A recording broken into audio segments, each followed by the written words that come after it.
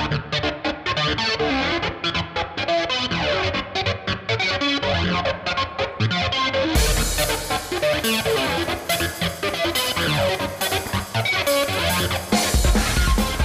morning, everybody, and welcome to Stella Stadium this morning for our annual Thanksgiving morning Turkey Bowl. As we begin our festivities here, we invite the captains of each team to come to the 50-yard line. At the 50-yard line will be the captains from both North and South football teams and NHIAA Hall of Famer Pastor Odie from the Good Shepherd Episcopal Church here in Nashua. As a representative of the Front Door Agency, which helps needy women and children in southern New Hampshire, Pastor Odie is presenting the annual Lincoln Commendation Plaque. Looking for a North captain, please. Pastor Odie is presenting the annual Lincoln Commendation Plaque to the team with the highest percentage of football team members participating in this year's 23rd annual Penny Picker Drive. The Nashua North Titans are this year's champs, edging out south in percentage of participation. Congratulations and a huge thank you to the 110 plus student athletes who helped with the Penny Picker Drive. And a special thanks to all of you who generously contributed over $40,000. That's 4 million pennies to the Penny Pickers when they came to your door. So we are pleased to have with us first our Nashua High School Director of Athletics, Lisa Gingras.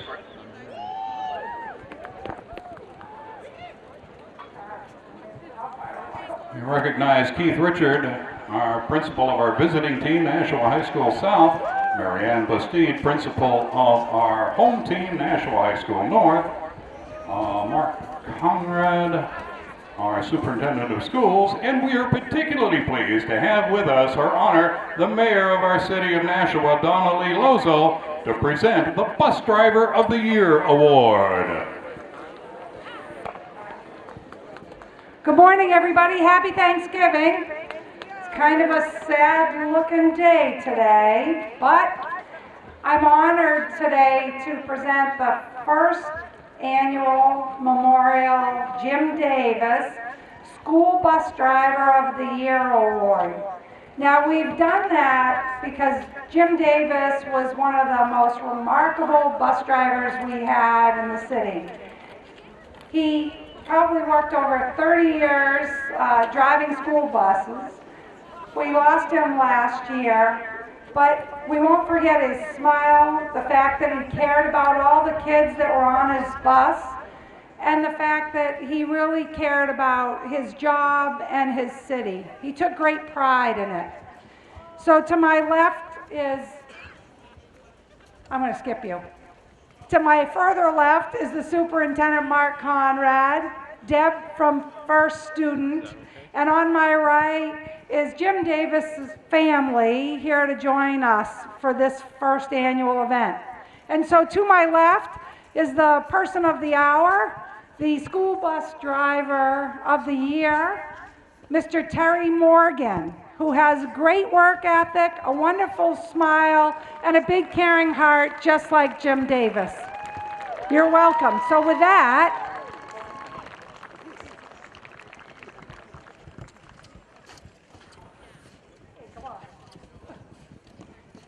Terry Morgan, November 27th, 2014.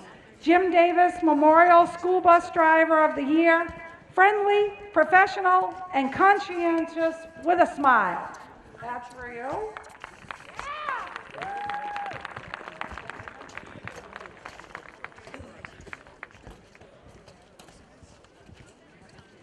And then just because he can't carry the bronze trophy around, we've got a winter vest for him with the same thing on that. So let's just give him another round of applause because you have to make up for all the missing people. Thanks, everybody. Have a great game and a good Thanksgiving.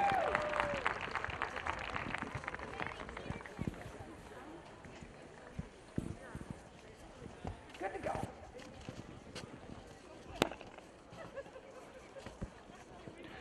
Ladies and gentlemen, for many of our players on both sides of the field, today is the last day they'll be suiting up for their alma mater. We recognize the seniors for the homestanding Nashua North Titans prior to their final regular season game on October 24th. So let's meet our graduating Nashua South Panthers seniors. Number 1, Josh Dion. Number 2, Malik Langa. Number 8, Shane Holland. Number 9, place kicker Ryan Gitabone. Number 14, Thomas Ossant. Number 18, Captain Robbie Smythe. Number 19, Jesse Kloss. Number 20, Captain Andrew DeCarteret. Number 22, Josh Perry. Number 31, Cornell Lewis. Number 53, Tyler Boudreau. Number 58, Brian McKinley. Number 62, Thomas Crocco. Number 64, Jesus Antonio. Number 68, Captain Christian Roscoe. Number 70, Henyer Hidalgo. Number 73, John Hickson. And number 90, Matt St. Hours. Ladies and gentlemen, the Nashua South Panthers seniors. And ladies and gentlemen, you may have noticed the announcement this week of the resignation of longtime NHS North coach Jason Roby. As we note with sadness the closing of an era at North, we rejoice with Coach Roby at his many achievements, having brought 2 North football teams to the NHIAA Division I championship game and having coached and mentored an NFL starter. However, we respect his decision and we understand his eagerness to make the time for his family. So Coach Roby, we salute you. And presenting a trophy on behalf of Scott Knight to Coach Roby, an honorable football in honor of his tenure as coach at North and as a co-coach with Scott Knight in previous administrations. At this time also we would hand the microphone off to Game Director and South Athletic Coordinator Nate Mazerol. Nate? Good morning, everyone. Happy Thanksgiving. This morning marks the end of an era for both Nashua High School football teams. For the last 19 years, Bob Bates has been the very familiar voice of the Panthers and Titans. Today, Bob is calling his last high school football game. Bob's voice has been heard throughout Nashua in many venues, such as Holman Stadium, Conway Arena, and several Cal Ripken fields, as well as here at Stellos's announcing football, baseball, soccer, lacrosse, field hockey, and even figure skating. Bob started many years ago by doing his son's Bambino baseball games, and his legend has grown from there. We have all heard and become familiar with Bob's dulcet tones, feeling comfortable when we hear the voice of Nashua sports for about 30 years. Please join the teams, the press box, and me in thanking Bob for his many years of dedicated service. Thank you, and a job well done, Mr. Bates. I'd also like to thank Bob's wife,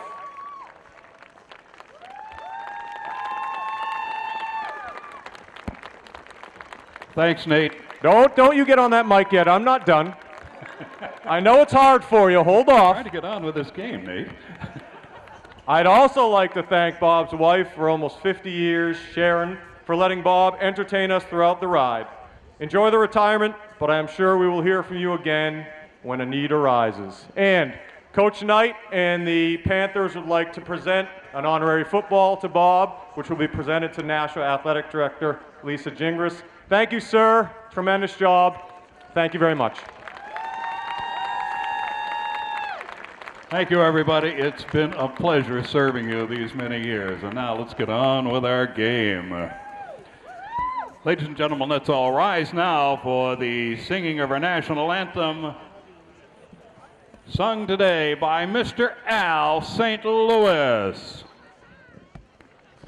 Oh, say, can you see by the dawn's early light what so proudly we hailed at the twilight's last gleaming, whose broad stripes and bright stars through the perilous fight o'er the ramparts we watched were so gallantly streaming, and the rocket's red glare, the bombs bursting in air, gave proof through the night that our flag was still there.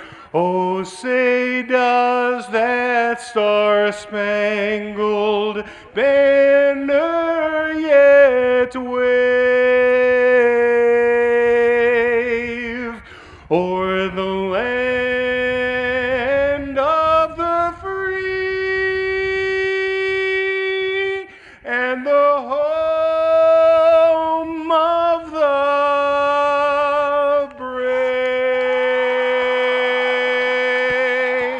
Mr. Al St. Louis, ladies and gentlemen. Hey, folks, are we ready for some football? That is Bob Bates, everybody, for the final time with our You Ready for Some Football. It is Turkey Day 2014 at Stellos Stadium in Nashua. It is Thanksgiving. John Collins with Tom King. I say that with some incredulity because you look at this field, Tom, and it is ringed by snow, not just a little bit. The first storm of the winter that hasn't even gotten here yet of 2014-15, a doozy. Yeah, it was. Yeah. It was tough. I mean, it had the high water content, heavy wet snow. A lot of us don't have power, but they have power here, and they're able to get this game underway. Well, they had nothing kills this game, John. You know, they had a lot of human elbow grease power here. Boy, what a job that was done here by the athletic department at Nashua, in North and South, and obviously the city DPW crew to plow this field. They did it 3 times overnight, and with a rubber tip, so it doesn't damage the field. So the field was plowed, and the stands, enough of them shoveled out. I don't think they're expecting a huge crowd here today because of the conditions and the weather and everything else, but a lot of people having to dig out. But they did a great job. I wish I could have gotten them to do mine. That's Tom King. I'm John Collins. Pete Johnson, our executive producer, is right near us here, manning the controls in the press box. Mike Janes is down there. Tim O'Neill is up top. Who else we got, Tom? Anybody? We got some student interns helping us, I think. I saw Frank Wallen's here. Yeah, of course, and want to talk about Bob Bates. 19 years. Nice ceremony before the game. Nate Mazarol recognizing Bob's service. We'll be talking to him at halftime, too. Mm-hmm. So we put Bob to work. The golden pipes of Bob Bates. Yeah.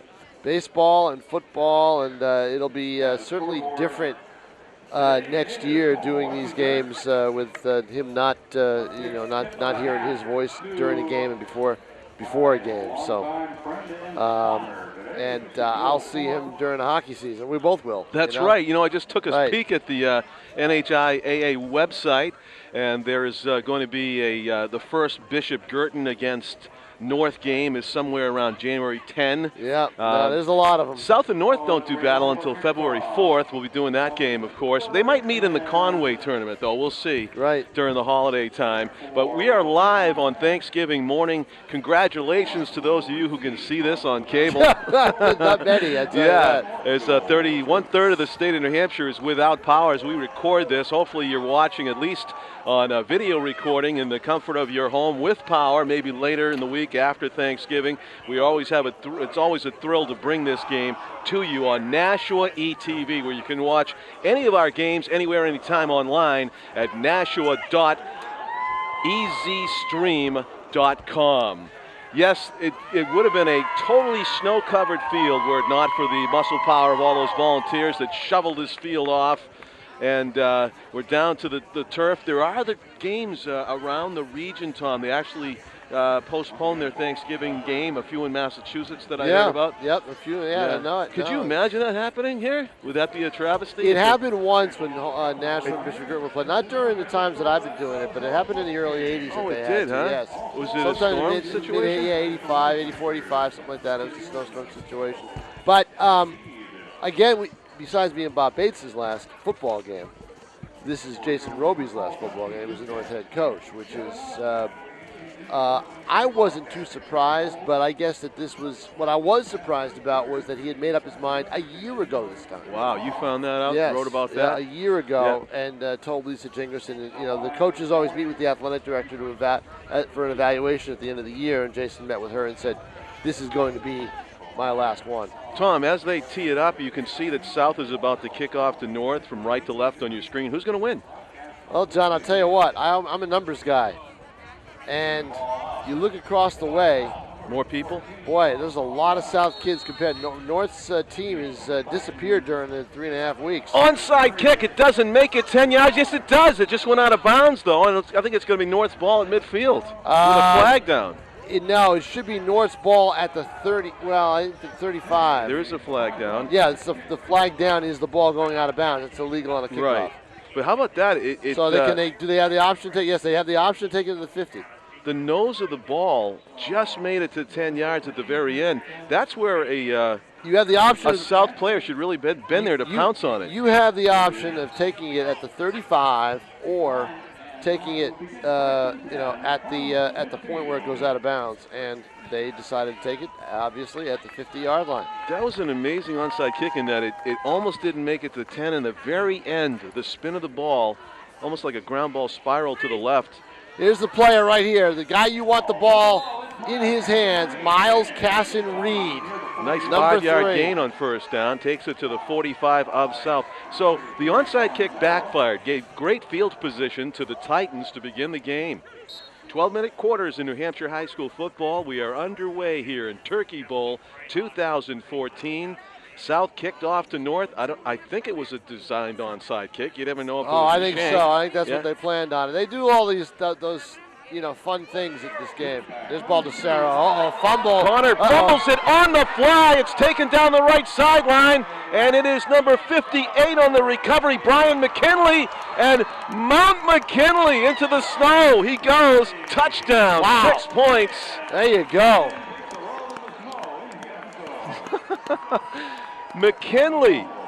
Brian McKinley, who dived through the player tunnel in the introductions earlier, just acquainted himself with the ground again, but gleefully somersaulting into the pile of snow at the end of the end zone. He picked it up around the 45-yard line. I don't know if we have a replay of that or not, but he picked it up right around the 45. Now, I've never heard you say those words before because we haven't had a replay. But now we have. Talk about firsts and lasts. And I know it.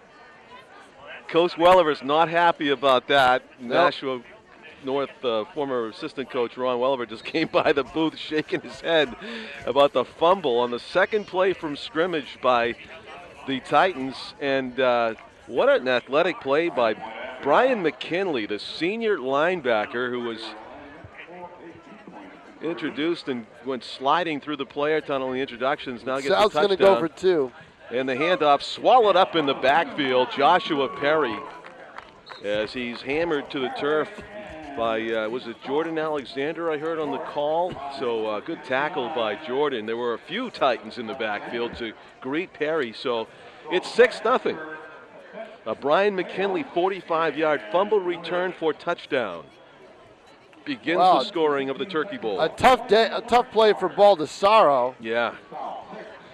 As he goes around, I don't see who made that hit when he went.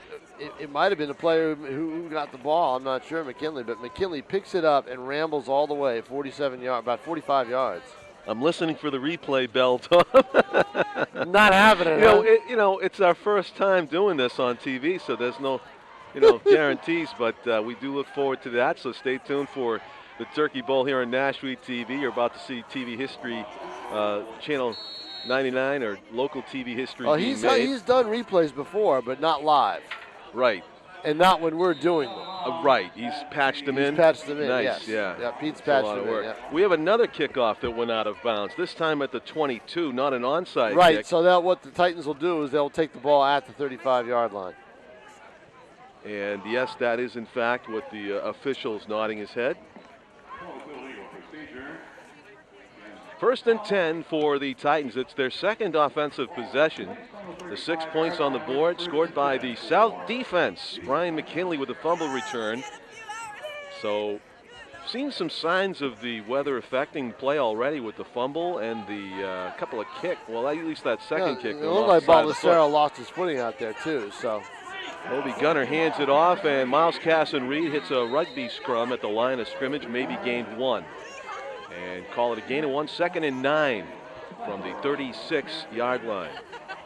Waiting for the game's first pass. Now up front is where the game is going to be won or lost. And South has got some size. North a little undersized, not too much though. But the depth, John, I think that the depth belongs to Nashua South in this case. Gunter hands off to nobody. It looked like he really did want to hand it off to somebody, and all 3 of the backs that were with him abandoned ship. And Colby Gunner was left standing there. Busted play. Faking to nobody. Busted play is right. So 3rd down, and it gave him a gain of half a yard, but it's about 3rd and 9 still. The 36.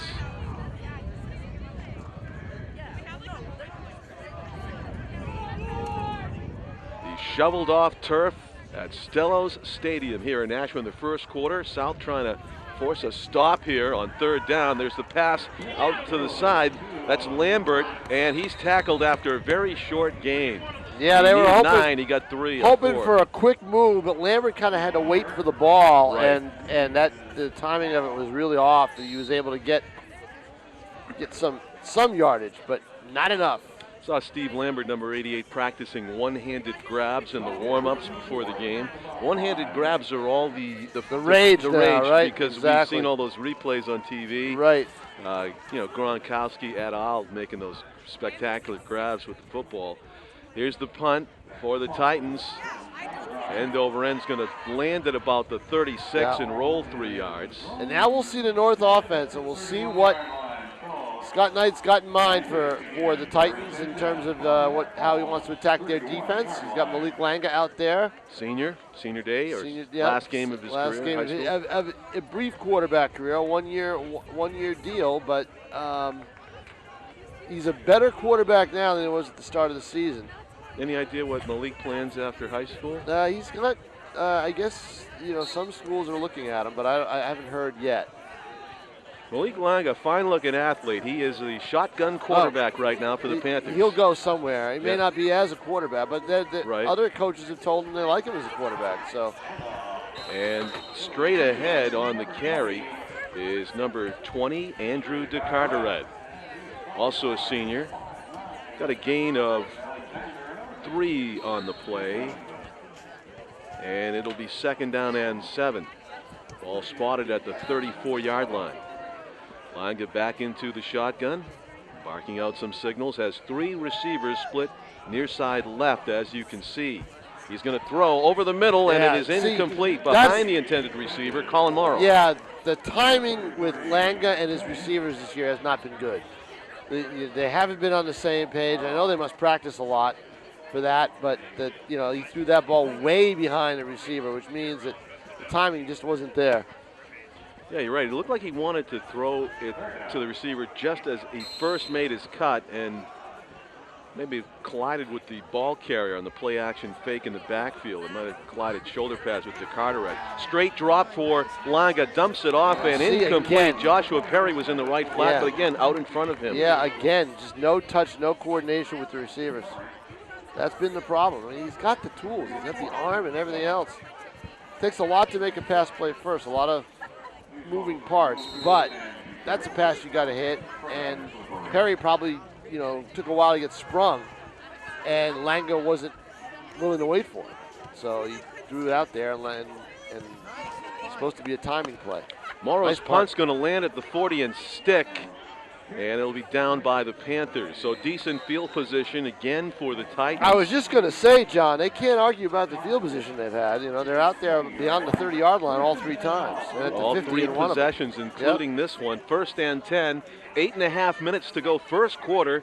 The Titans trying to at least tie this thing up. They trail 6-0 on a 45-yard fumble return for a touchdown by Brian McKinley on North's opening possession. Colby Gunnar, the quarterback for the Titans, under center, has a receiver split right, man in motion. Miles Cassenreed gets the handoff, slips through a tackle. He's got a 10-yard, 11-yard gain for a first down. Miles Cassenreed. Nice run by Cassenreed, able to get his footing. It's tough footing out there, a little slippery for defenders, and he took advantage of that. And he's all the way across the 50-yard line up to the 49 of South. Replay upcoming here on Nashua TV. Yeah, watch him move, watch him cut, and the defender misses him right there, and then he's able to just follow his blocks. Excellent look at that run by Cassenreed, and it's almost a replay. Gets some sideline, spins away from a tackle, now out of bounds. Jesse Klaus just managed to throw Miles off balance, so he went out of bounds, but not until he got another first down carry. And it'll be 1st and 10 at the 38-yard line, 37-yard line. Good job on the run blocking for Miles Cassenreed, who breaks through the initial line and then makes all kinds of hay afterward on 2 successive plays. Wait, they call the exact same thing, Tom. I was just going to say, but eventually sometimes it's not. It's going to be stopped. They fake it. Up the middle, it's Morrow plowing ahead, and he has close to a first down. Yeah, they faked to Reed that time, and Morrow just give him 11. It pulled his is way a through. first down. Yep. Max Fay. Morrow's on South 33. Oh, sorry. Max Fay, great carry, went straight up the middle. That's just it. Cassenreed with those 2 carries sets himself up as a decoy almost. And they're able Max to. Fay in the backfield again. Baldessaro getting another chance. Cuts it up and is hit down, but he got a nice gain on first He did. down. He cut right through. I like the way he cuts. Of 5 yards on the play. Jesse Klaus and Owen Amigo on the tackle. Yeah, Morrow is out there for South, number 33. He's a 2-way player, one of many on these teams that plays offense and defense. Baldessaro running with a little extra purpose there, Tom. Of course, it was his fumble that led to the score. He'd like to get that back. No doubt about it. Max Fay in the backfield. Miles Cassenreed in motion, and it is Fay who hits. Klaus has made 3 tackles in a row. And a great job by Jesse there to stop Fay after a short gain. It's going to be 3rd down and 4. North trying to grind this one out, but look where they are. They're at the 19th, and they're moving the football. They just haven't been able to. They haven't been a good finishing team this year, John. Yeah. That's been the problem. You know, Jesse Klaus listed as a defensive back. Tom, he's playing more like a linebacker right now. Really coming up to make some hits.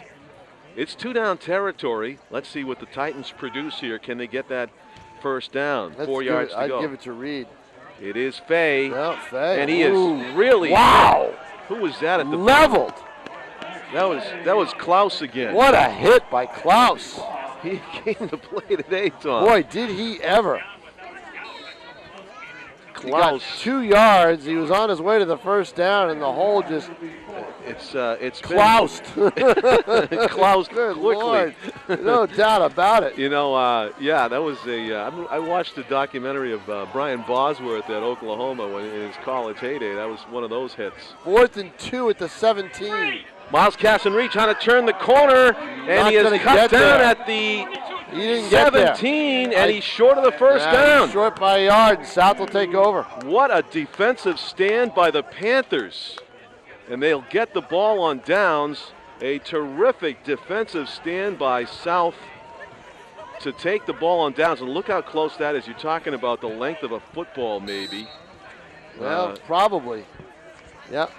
Probably a full yard. A full yard, Yeah, maybe. probably a full yard. Yeah. You needed to get down to the 16. Yeah. Terrific job by the Panthers defense, inspired by Klaus's 3 straight tackles. Yeah, exactly. And just as this drive was inspired by those 2 great carries on that same type of play by Casson Reed. But I said, you know, you go to the well once too often, sometimes they're able to shut it down. They see him in the backfield. They know they have to play well on the edge.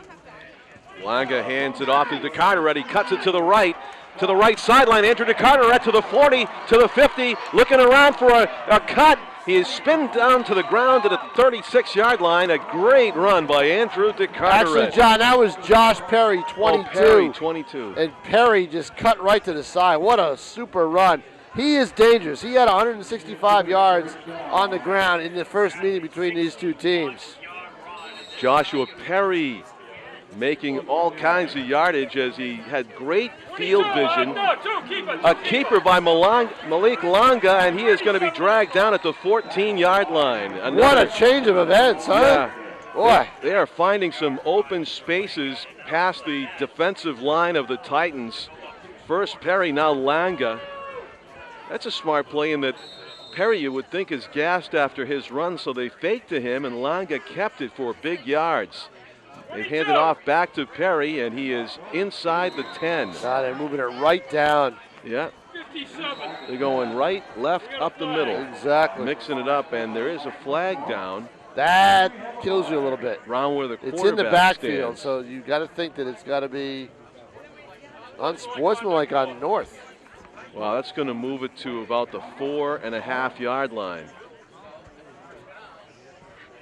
Half the distance to the goal. First and goal to go for the Panthers on an unsportsmanlike conduct call that I would imagine came sometime around after the tackle. Yeah. It is Perry in the backfield and Langa in the shotgun.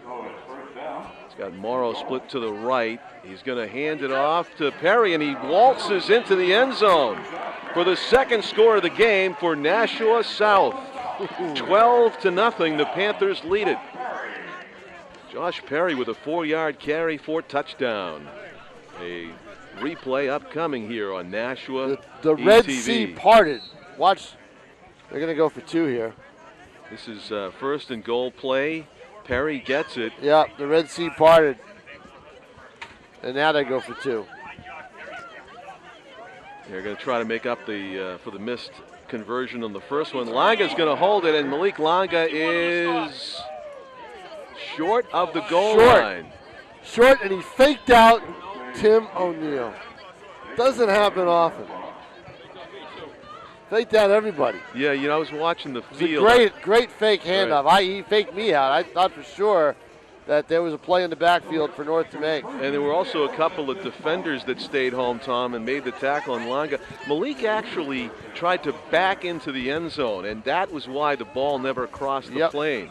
It was on the wrong side of his body. Had it been on the other side and he tried to go nose first with the football, he might have got the 2 points. So it is 2 missed conversions. It is 12-0. The Panthers do lead the game. Their only failure to get those points after touchdown. It will be the Panthers kicking off to the Titans for the 3rd time today. They kicked off to begin the game an onside kick that went out of bounds, then scored the touchdown on the fumble recovery by McKinley. Another kick went out of bounds. Let's see what the 3rd one does. As Tom Alsant lines it up, the kickoff designated kickoff guy is Assant. And he's going to hit a ground ball that goes inside the 30. It is going to be picked up by Trevor Lassard, the junior tight end and Well, linebacker. good field position again. They're not starting deep in their own territory. Yeah, and they certainly moved the football the last time they had it. But the difference is Perry. Perry had a great game early in the year against North, and looks like he's on the way to have a good one here today. You know, Klaus, Tom, has been the difference on defense, too. I think back to a run that Miles Casson-Reed had where Klaus actually made a touchdown-saving tackle, and then on the next series of downs, made 3 out of the 4 stops to get the ball on down. Right. So keep an eye on number 19 for the Panthers. Gunter's going to pass. The lefty quarterback is flushed out of the pocket. Now he's going to try to carry it. Doesn't have much room. And he's tackled after a gain of 1. I've seen this before. This is what's happened to him a lot. I think Gunter was probably better off going with the flow to that direction, and just try to make yardage if he could. Had some blockers out there. I think he had some people out in front, and he could have done it. Now we have a flag at the foot of our head ref, and it's Might have at been the a 35. late hit on the quarterback or a block in the back, one or the other. Personal foul. South. I think it was a late hit on the quarterback. So that's going to give North better field position. They're going to be right at midfield. Yeah, you're probably right.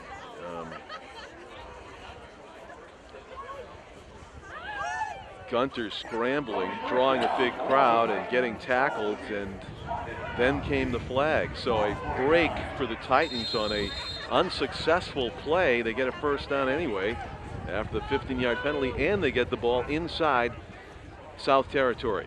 First and 10 at the 49 of the Panthers. Baldessaro's in motion. The handoff is up the middle, and that is Devin Leonard, who is going to be stopped after a gain of 1 or 2.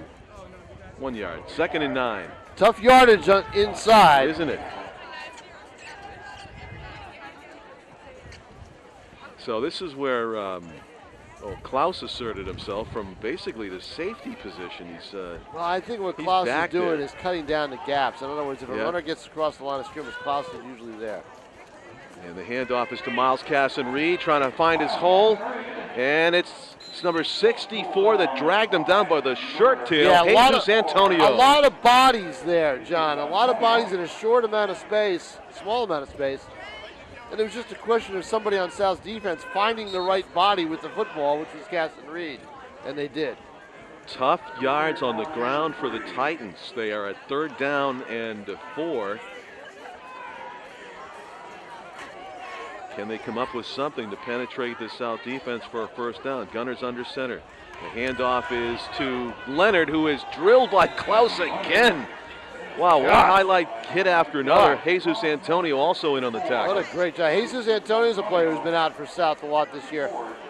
Scott Knight told me before, a week ago, he said this is probably going to be his healthiest team this year, other than the opening night day. Klaus with all the right moves, hitting like a truck. Taken from the Tom Cruise football movie. Leonard still got 1983. 7 yards on that. 4th and 1. And a handoff, and get it this time. Guess who made that tackle? Oh, it was Perry. And also DeCarteret. Great hits. Now, they got the first down, though. Fay gets it for him. This 4th down paid the play price, works. but he got the first down. Right.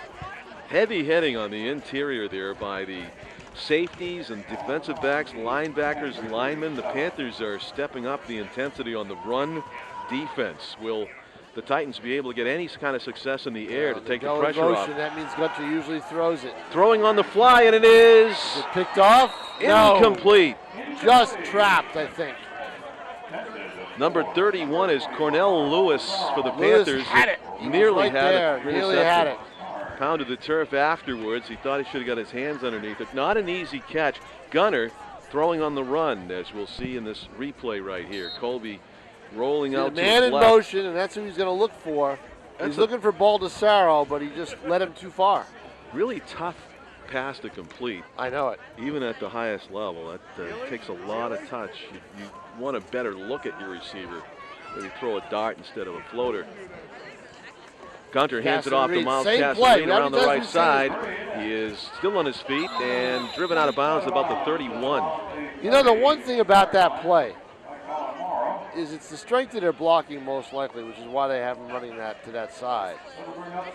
But don't you think you can get out in the open field quicker on the left side of the field? Yeah.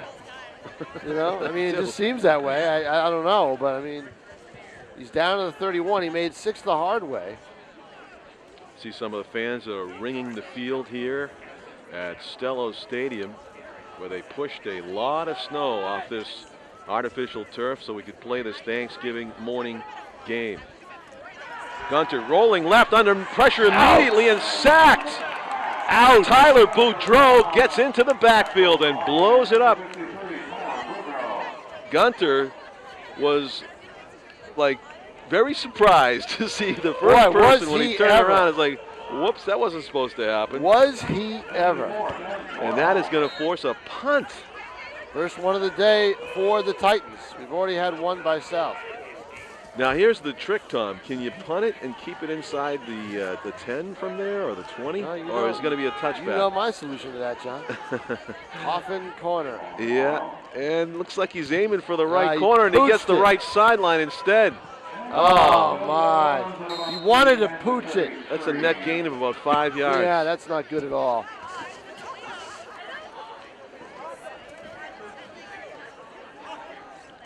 So it's going to be at the 34, 31, 32-yard line. There it is, and it's going to be first and 10. A net gain of about 7 yards. Cooper Doucette on the sideline, watching. Is he at UNH? Did I hear that right? Yes, yep. Yeah. So Malik Longa has the ball again, and a 12-0 lead. Things are going well for South with a minute and a half to go in the first quarter of Turkey Bowl 2014. Longa rolling right, throwing right, completed to Perry, who's dragged out of bounds. Well-executed pass play. Miles Casson-Reed makes the tackle. That's an easier pass to complete when your receiver's wide open like that. No doubt about it. Those must be Nashua North fans we just got to look at. Although, you know, the play was over, so they could have been cheering earlier if it was the South team. We do have cheerleaders here, but we won't have bands at halftime. It'll be a quick halftime. We'll be talking. There is a run by DeCarteret. He breaks it to the left. He is dragged down from behind by Baldessaro. All right, they are running the ball extremely well, aren't they, John? They are. It's a tale of two teams yeah, here. North bit by bit has moved the football. They've moved it every time they've had it, but they haven't been able to finish. And South, on the other hand, he ripping is off big chunks of yards. Exactly. Longa in the shotgun. 18 yards on that run by DeCarteret. Two-step drop, steps up, throws it deep down the field. It is just deflected. Great defensive play by Devin Leonard.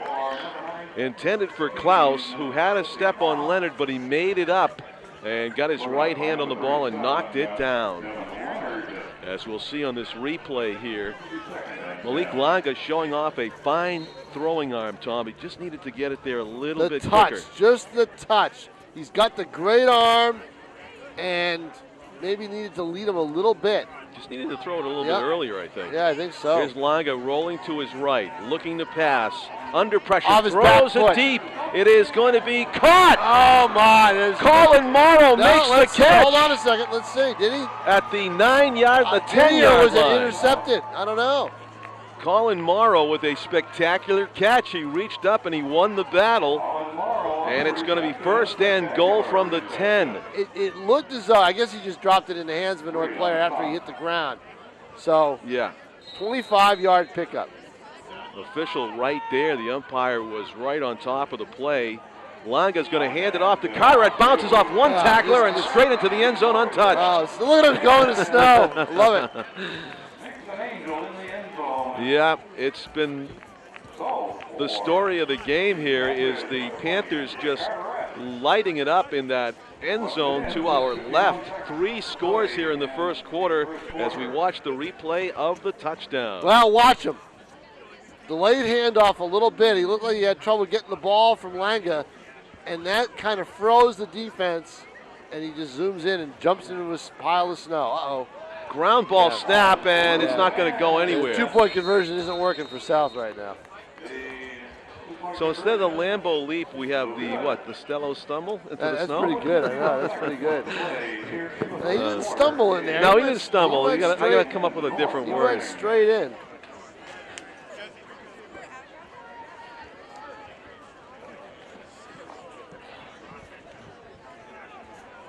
See, North is driving the ball, John. They're taking time off the clock, but they can't finish those drives.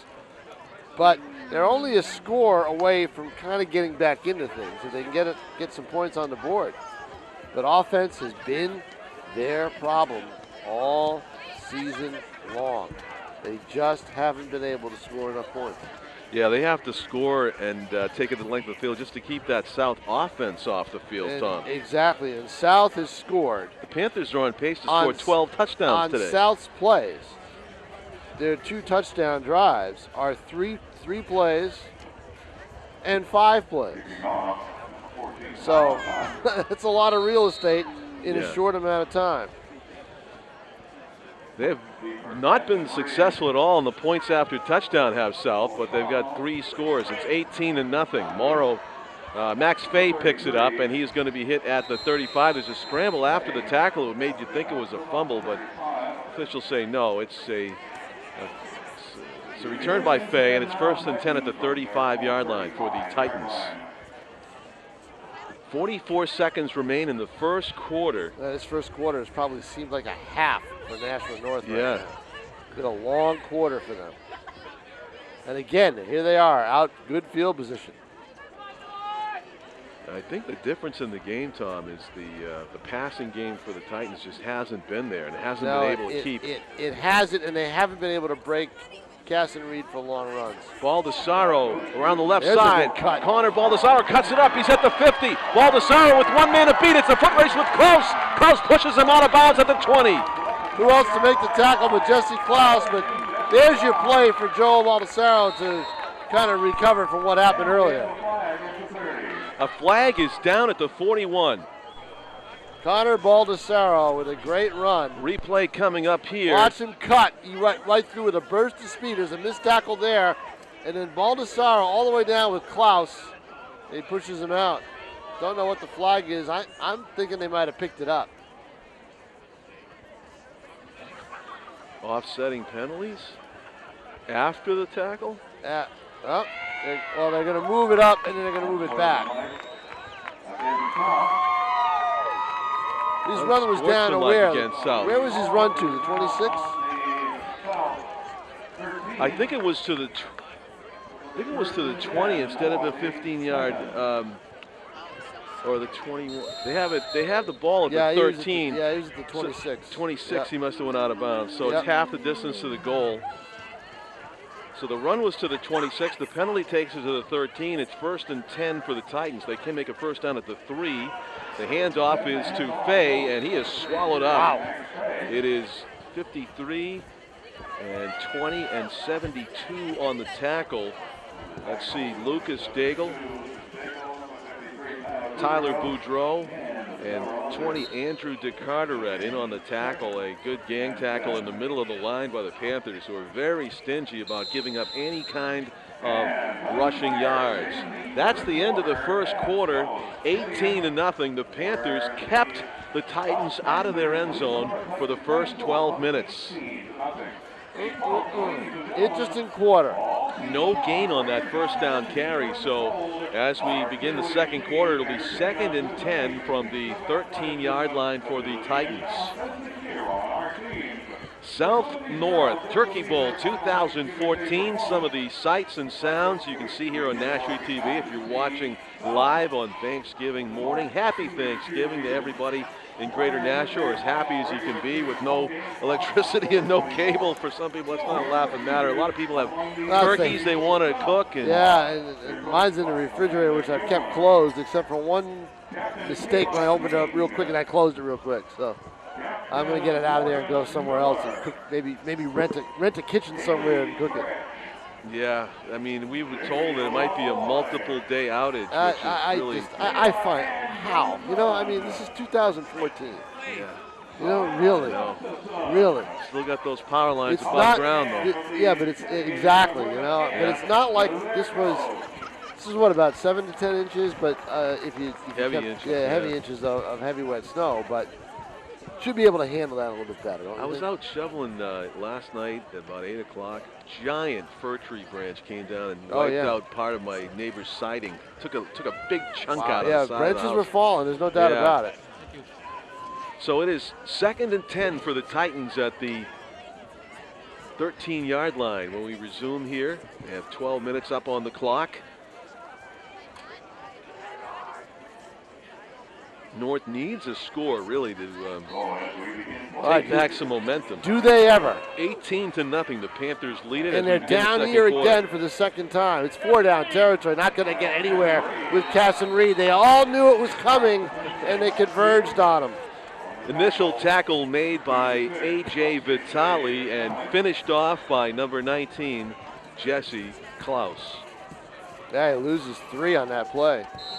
Klaus is senior, 6'2", 170-pound defensive back. Let me say, if he doesn't get scooped up by some college team. You'd think somebody would be looking at him athletically if football is his sport. Yeah. But he is seeing the field right now. Well, he sure is. And not getting fooled by the play calls of the Titans. It's 3rd down and 13. Gunter is back to pass. He gets swallowed up and sacked at the 28. Oh, boy, going the wrong way for North. That's for sure. Andrew DeCarteret makes the sack. And it's going to be 4th down and about 22. Yeah, all the way back to the 26-yard line. Looks like. And they need to get to the 25. 25. They need to get to the 3 for a 1st down. They're going to try a field goal, Tom. Wow.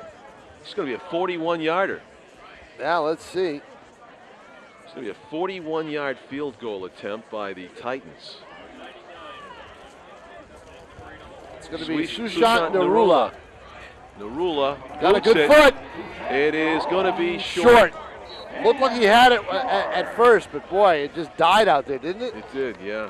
Wow. Somebody put some air in that football. So it's going to be 1st and 10 for the Panthers at their 25-yard line. Our head referee in today's game is Steve Hall. Our umpire, Jeff Deloise. Head linesman is Barry Reddick.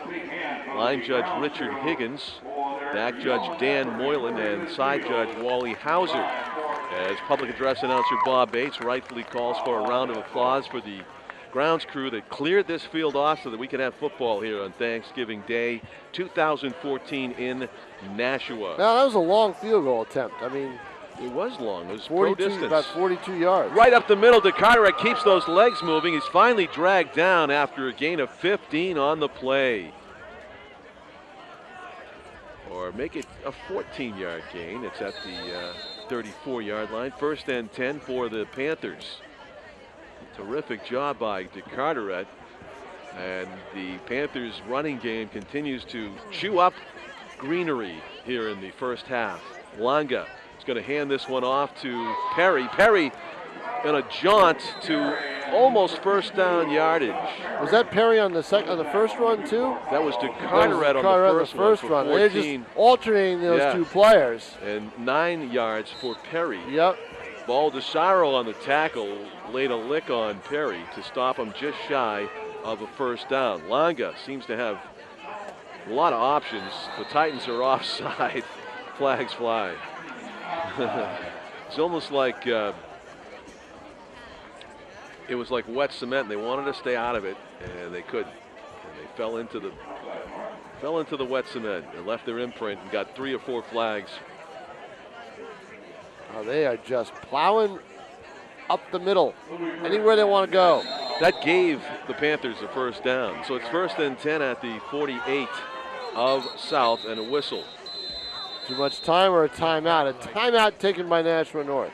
North wants to regather itself. Jason Roby right out there like a shot to talk to the team. 18-0 to score here. We are with 9:13 left to play in the first half. You ever see that football movie, All the Right Moves, with Tom Cruise? Part of it, not the whole thing. But that's what Josh Perry and Andrew Carteret are doing right now. And Nelson, was the coach. The actor named J.T. Nelson, something like that. And, same guy who played coach in the series? yes. Yep. Yeah, that guy. I never saw the Craig- whole movie. Craig T. Nelson. Craig T. Nelson, thanks, yeah. Actually has a happy ending. I didn't realize that. I never watched the whole thing to the end until last night with my son. He was pointing out a lot of unrealism in it. But still entertaining. And there's a keeper that's going to go for very short yardage. The reason I think it applies here is because Jesse Klaus reminds me of the Tom Cruise character as far as the defensive back that makes an impact from the defensive back. And is all over the field. Yeah, exactly, you know. I'm sure he's got a better relationship with Scott Knight than Tom Cruise did with Craig T. Nelson. Langa's going to keep it. He follows the block, and he's got about 4. I'm surprised at that. I thought he was going to break that. It looked like he had a head of steam, and they got him from behind.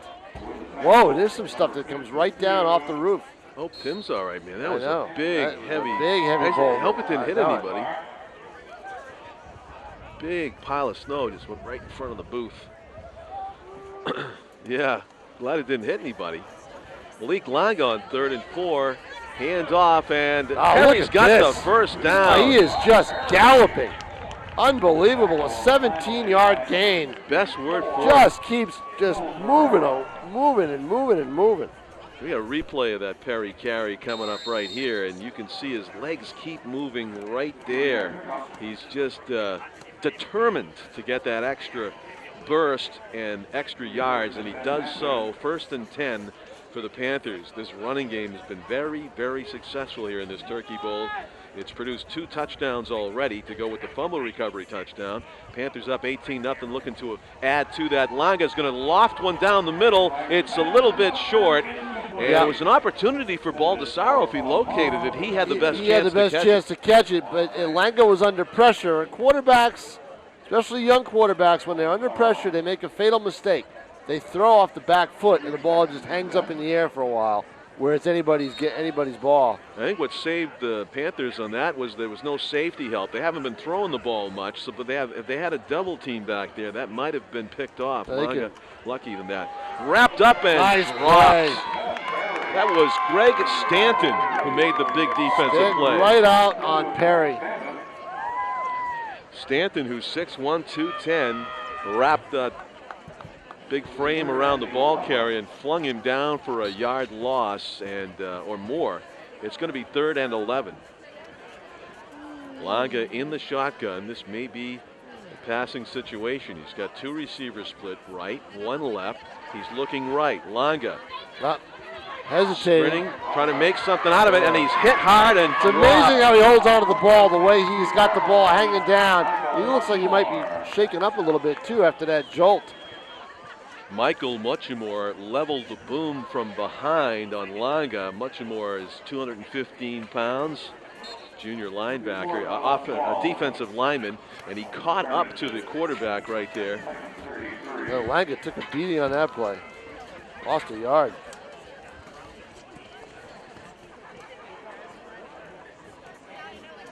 So 8.5 minutes to go in the half. Handoff.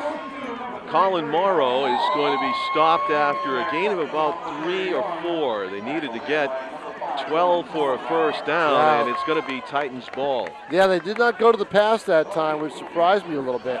So North succeeds, Tom, in coming up with the stop, the much-needed stop. Greg Stanton, that timeout and the talk, it seemed to work. Timeouts can do a couple of things. It can rest your players, and it could also just kind of settle things down for you. And now North's got the ball again beyond the 30-yard line to start. 6:22 left to play in the first half. It is a 18-0 Nashua South lead. Titans looking for that elusive magic offensive formula to take the ball down the field and score. They've been shut out to this point. Handoff is up the middle, and there is absolutely nothing there for the ball carrier. That I think was number 20. Who's that? Not sure. I don't think it was Baldessaro. Might have been David Mute. No, Mute was on the sidelines. Could have been Corey McLaughlin, number 22. Don't know. He's a senior listed as a running back. The number got swallowed up in the backfield before I got a look. But anyway, it was a loss of 1. It's 2nd and 11. Gunner's rolling to his left, throwing over the head of the intended receiver, Dylan Salazar. Yeah, timing is everything, and he had him right there, but he threw it overthrew it on the run. 3rd and 11 for the Titans. It's been tough sledding. Boy, has it ever. No pun intended. Yeah. Actually, it was. But good day for that. it is a sledding day. Good it day is a for that, skiing huh? day, Yeah, too. it is. I know Yeah. I saw on Twitter the ski areas are thrilled. Oh, They yeah. actually had 14 inches of snow and sunshine this morning for the skiers. Gunter's under center. He needs to get 11 yards. He's going to roll to his left and look to pass. He's got some protection. He fires it short. Not quite sure who that was for. Open, way ahead of the field, was number 16, Blake Campbell. If he had decided to go down the field, Campbell had 3 or 4 steps on everybody, and there he is. But I don't know that Gunner was looking to throw to him. I think it was maybe Reed or Baldessaro. Fell incomplete, and it is a definite punting situation for the Titans, deep in their own end now. 5.5 minutes to go in the half. Down 18-0. They're going to have to punt this. And it is a low liner by It's going to roll, though. Salazar. It's going to roll a little bit. Tremendous It's a hard roll. surface right now. The Panthers will take it at the 33-yard line, 1st and 10. 5:23 left first half. John Collins with Tom King. We have our A-team on the field here in the Turkey Bowl 2014. Live broadcast on Thanksgiving. Pete Johnson, our executive producer, is up here with us. We've got Mike James, Frank Wallen, Tim O'Neill. It is Bob Bates' last game as a public address announcer. We'll be talking to Bob at halftime. Football, that is. Football, We'll see him in yeah. hockey. We'll see him in hockey, yeah. And also we'll be talking to Ed Leishus at halftime. Legendary Nashua radio man who's doing yet another Turkey Bowl game and handing out the Leishus Trophy after the end of it. Wrapped up at the line of scrimmage by one of the few Michael plays Muchamore. Perry wasn't able to cut loose. a flag just fell. What is that for? Is that after the whistle stuff? Against South? That's too much of that in this game today. Yeah. And we have offsetting penalties? No, it's going to go Oh, is against that South. dead ball foul that was? Yep. Yeah. Not offsetting. Dead ball foul indication. And how many yards is going to be? 15? That's going to be pretty serious. That'll take it back to the 20. Head referee Steve Hall. Steve Hall knows the rules. No, he sure does. He knows when you break them. Yep. He knows when you've been bad or good. Good, yeah. No, it's starting to think that way. Yeah.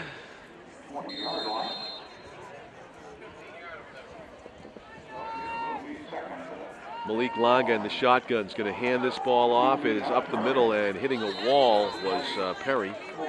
No, you thought with a head of steam he might have been able to do it, but the Titans held their lanes very well defensively and made that play. Yeah, one of the players that came up to make the hit was 175-pound Dylan Salazar. Mm-hmm. Perry weighs, what, 180, so it's a stalemate.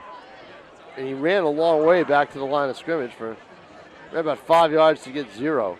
Yeah. So 3rd and about 8. Oh, excuse me, about 18. Longa back to pass, 2-step drop, shuffles to his left, fires man, it. It is wide open. complete.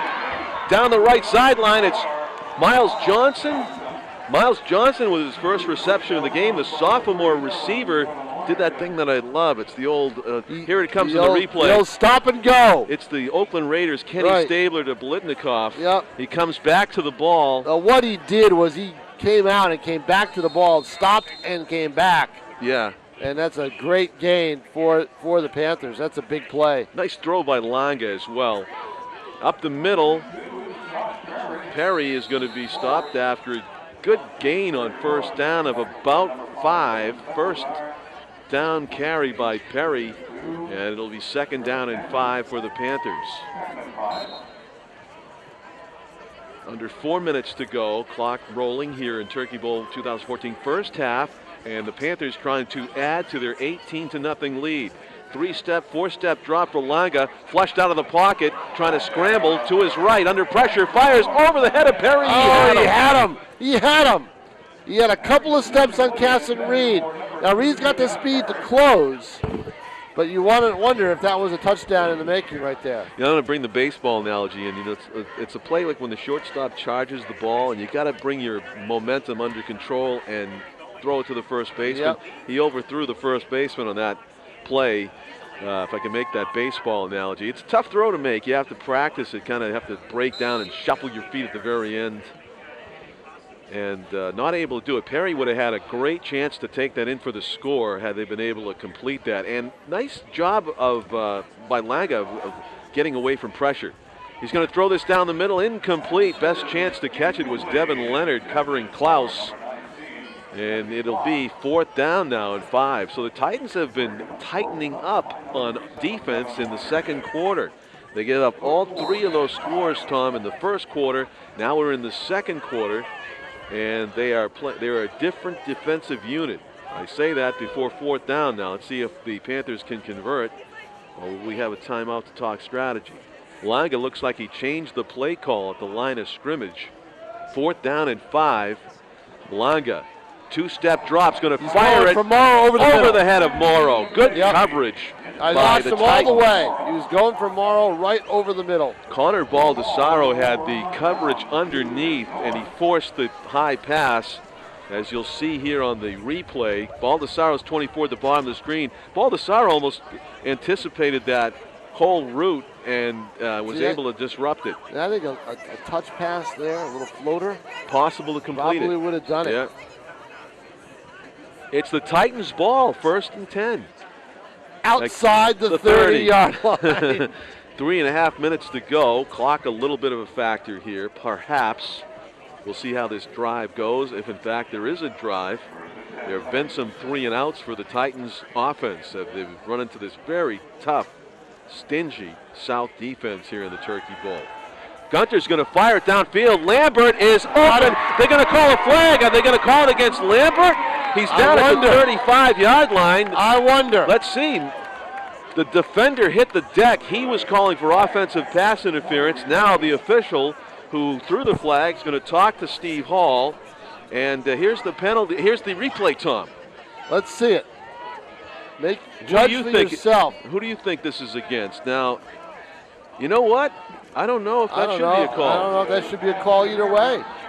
They're going to say Lambert pushed him down. They're going to say he did. Maybe if we had a second angle replay. Slow-mo. Can we have slow-mo from the other side of the field? I know, right, exactly.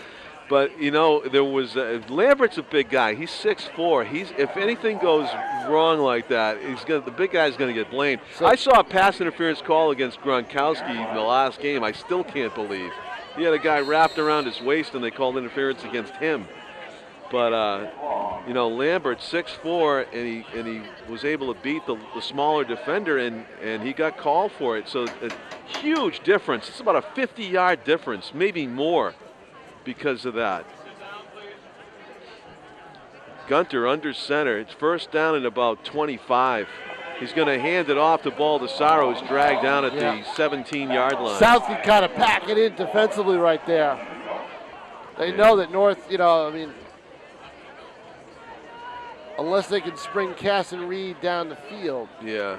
Owen Amigo with the tackle. That was just a huge penalty call. A very big difference. Instead of having the ball down at the 30. You get the well, ball let me do the math. at 17. A 60-yard penalty. Yeah, basically. exactly. It was. I know it. Oh, man. Well, 2nd and 25. Gunter under center. Miles Casson-Reed's in motion. New quarterback Tripping. for Actually, North. you're right. It's Jeff Baldessari who tripped and fell there in the backfield. That'll go as a sack for South. Well, they just put him in, and ouch. Baldessari's a sophomore. That didn't work. 5'9", 165 pounds.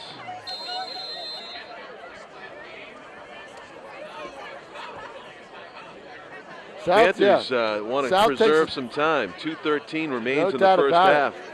They want to be able to say that they can. They want to be able to get the ball back. Well, here's the quarterback in the end zone right now, Tom, and he's going to be sacked. He should have got rid of it. Should have got rid of it. He had nobody He- down all there. kinds of time. Right, I know it. Can't keep taking Oh, sacks. he just called roughing the passer on the other kid. Can't keep taking sacks like that. That little game's going on in the left corner of the end zone here at Stello Stadium. The right corner of the left end zone, I should say. Hello, happy Thanksgiving to you as well here at Stello Stadium. Welcome to the viewers at home who are watching this live, who fortunately have their power and cable, and not many of us do, it seems like. And to you watching on recording here, Nashua TV. You can watch any of our games anywhere, anytime online at nashua.easystream.com. John Collins with Tom King. We are 2 minutes, 13 seconds away from halftime. We got some great halftime interviews coming up with Ed Leishus and Bob Bates. It'll be a quick halftime, too. We'll be going right to that second half action in 10 minutes. Miles Casson-Reed is swallowed up at the line of scrimmage. Or gain of only 2. Yeah. Flung down. South again, the strategy Good is... strategy by South, obviously, to call timeout. 3 yards on 3rd and 29 isn't going to do it, but that's what could they do in that situation? 4th and 25 from the 15-yard line. Well, that's a learning moment for Steve Lambert, Tom. You're 6'4", you got to just try to trust your size and your speed and don't use the hands to push off or push a guy to even give the appearance of an offensive pass interference. He probably could have won the battle anyway. He had his size. He might have won the battle, but You question the call? I want to see it again, Yeah. He knocked him down, but, I mean, were they both going for the ball at that point? I want to see. I mean, it didn't look like it. Did they trip over each other, or was it really a push? I don't know, but whatever it was, the contact, Lambert's size advantage didn't help him get the call. Made him look guilty. Yeah, exactly. Oh, you're picking on the little guy. Yeah, no doubt about it. So he got 3 touchdowns. Brian McKinley, a 45-yard fumble recovery for a score. Josh Perry, a 6-yard run. Andrew DeCarteret, a 10-yard run. Those are your scores for Nashua South. It is 18-0 with 2:06 to play here in the half. Salazar's punts haven't been the greatest, but this might be his best one. But it's right at a player. And Morrow's got it on the run. Yeah. Colin Morrow at the 35, trying to break it outside. He's tackled at the 31-yard line. It's a decent punt, but a better return for the Panthers, and gives them tremendous field position with a minute 55. That's enough time to do some damage here at nearing the end of the first half. Titans defense has not surrendered a point in the second quarter. That's something to build on for them. They have been able to slow the South offense. South offense really scored only 2 touchdowns, as Tom just mentioned. They had the fumble recovery for a touchdown in the game's opening minute by the defense. And the Titans defense has gotten steadily better. Let's see if they can continue to shut out the offense here in the second quarter of the Panthers. Longa's going to pitch. Carteret gets around one guy, but didn't have a dragged down chance from behind. Did not have a chance. Didn't look smooth from the start. Joel Sims catches up to him from behind. Here's the play, Tom. Watch the hesitation by Langa and a low pitch, and DeCarteret had to bobble it because it was low, and that allowed the defender to come up and make the play. Back to live action. Lang on 2nd down and 13, rolling to his left, fires it. It is off the fingertips. No, it's received by Morrow. who spins. He can go, John. Oh, and he's inside nice the 15. tackle. Morrow, great hand. Second great catch of the game by Colin Morrow. You can see why they go to him. Yep, he's a good receiver. And a good here run comes after the replay. a good run after the catch guy. Langa. You see Morrow, he's at the top, he's right there at the top of your screen. Off his hands, it looked like an optical illusion, but he managed to hold on to it. Yeah, he did. Yep. Back to live action. Langa on 1st and 10, rolling to his right, throwing down the middle. It is Morrow. Nearly made his third spectacular catch of the game. That would have been a touchdown. He had 2 whacks at it. First, he batted it up a little bit. He tried to latch on and just couldn't make the catch. Again, not an easy catch for Morrow. It certainly wasn't right in the breadbasket. Some of the fans playing in the stands while the game's going on. Plenty of snow to work with. Yeah, exactly. Langa. 10 from the 14. Hands it off. This is Perry trying to break it inside the He's 5. close. He's at the 1. The 1 yard line. Yep, Joshua Perry. That is enough for a first down, though, Tom. Well, nice run by Perry as he cuts back. We'll tell you what. And maintains his balance. The Titans have shut out the Panthers so far in the second quarter, but this is going to be a tough task. 4 downs to get 1 yard. With the running backs that they have, very difficult to say no. We got Perry and DeCarteret in the backfield. And Langa could keep it as well. Langa has it. He is hit at the 1 and spun to the turf. The ball squirts loose into the end zone. Is that live? They're looking for a signal. I thought he was down. There's some confusion among the officials right now. They might have to talk it over. Steve Hall, the lead referee, is saying he wants to have a quick conference. There is no indication yet, except the spot of the ball's at the 2. I think they called him down. The ground caused the fumble, the officials they called him down. Yep, okay, that was quickly cleared up. Good job by the officiating crew. It is 2nd down and goal to go from the 2. Ball is loose this time, and I think the Titans have it. It is a touchback. And I believe it was number 54 on the recovery, which would be Phil Pereira. Wow, Tom, what an opportunity missed for the Panthers. Almost looked like we saw the same play twice. Replay coming. Let's see it. DeCarteret loses it, and it is a recovery by the Titans. Number 54, Phil Pereira, the junior linebacker. Johnny on the spot there. Wow, that's right. A bullet dodged by the Titans, who continue their scoreless streak on offense and defense in the second quarter. The good news is the defense stood with a 1st and goal from the 1. Isn't that amazing? It is. Morrow nearly had a touchdown catch. Perry carries it down to the 1. They have 4 downs to get a yard, and then they have a near fumble on the keeper by Langa, and then an actual fumble on the carry by DeCarteret.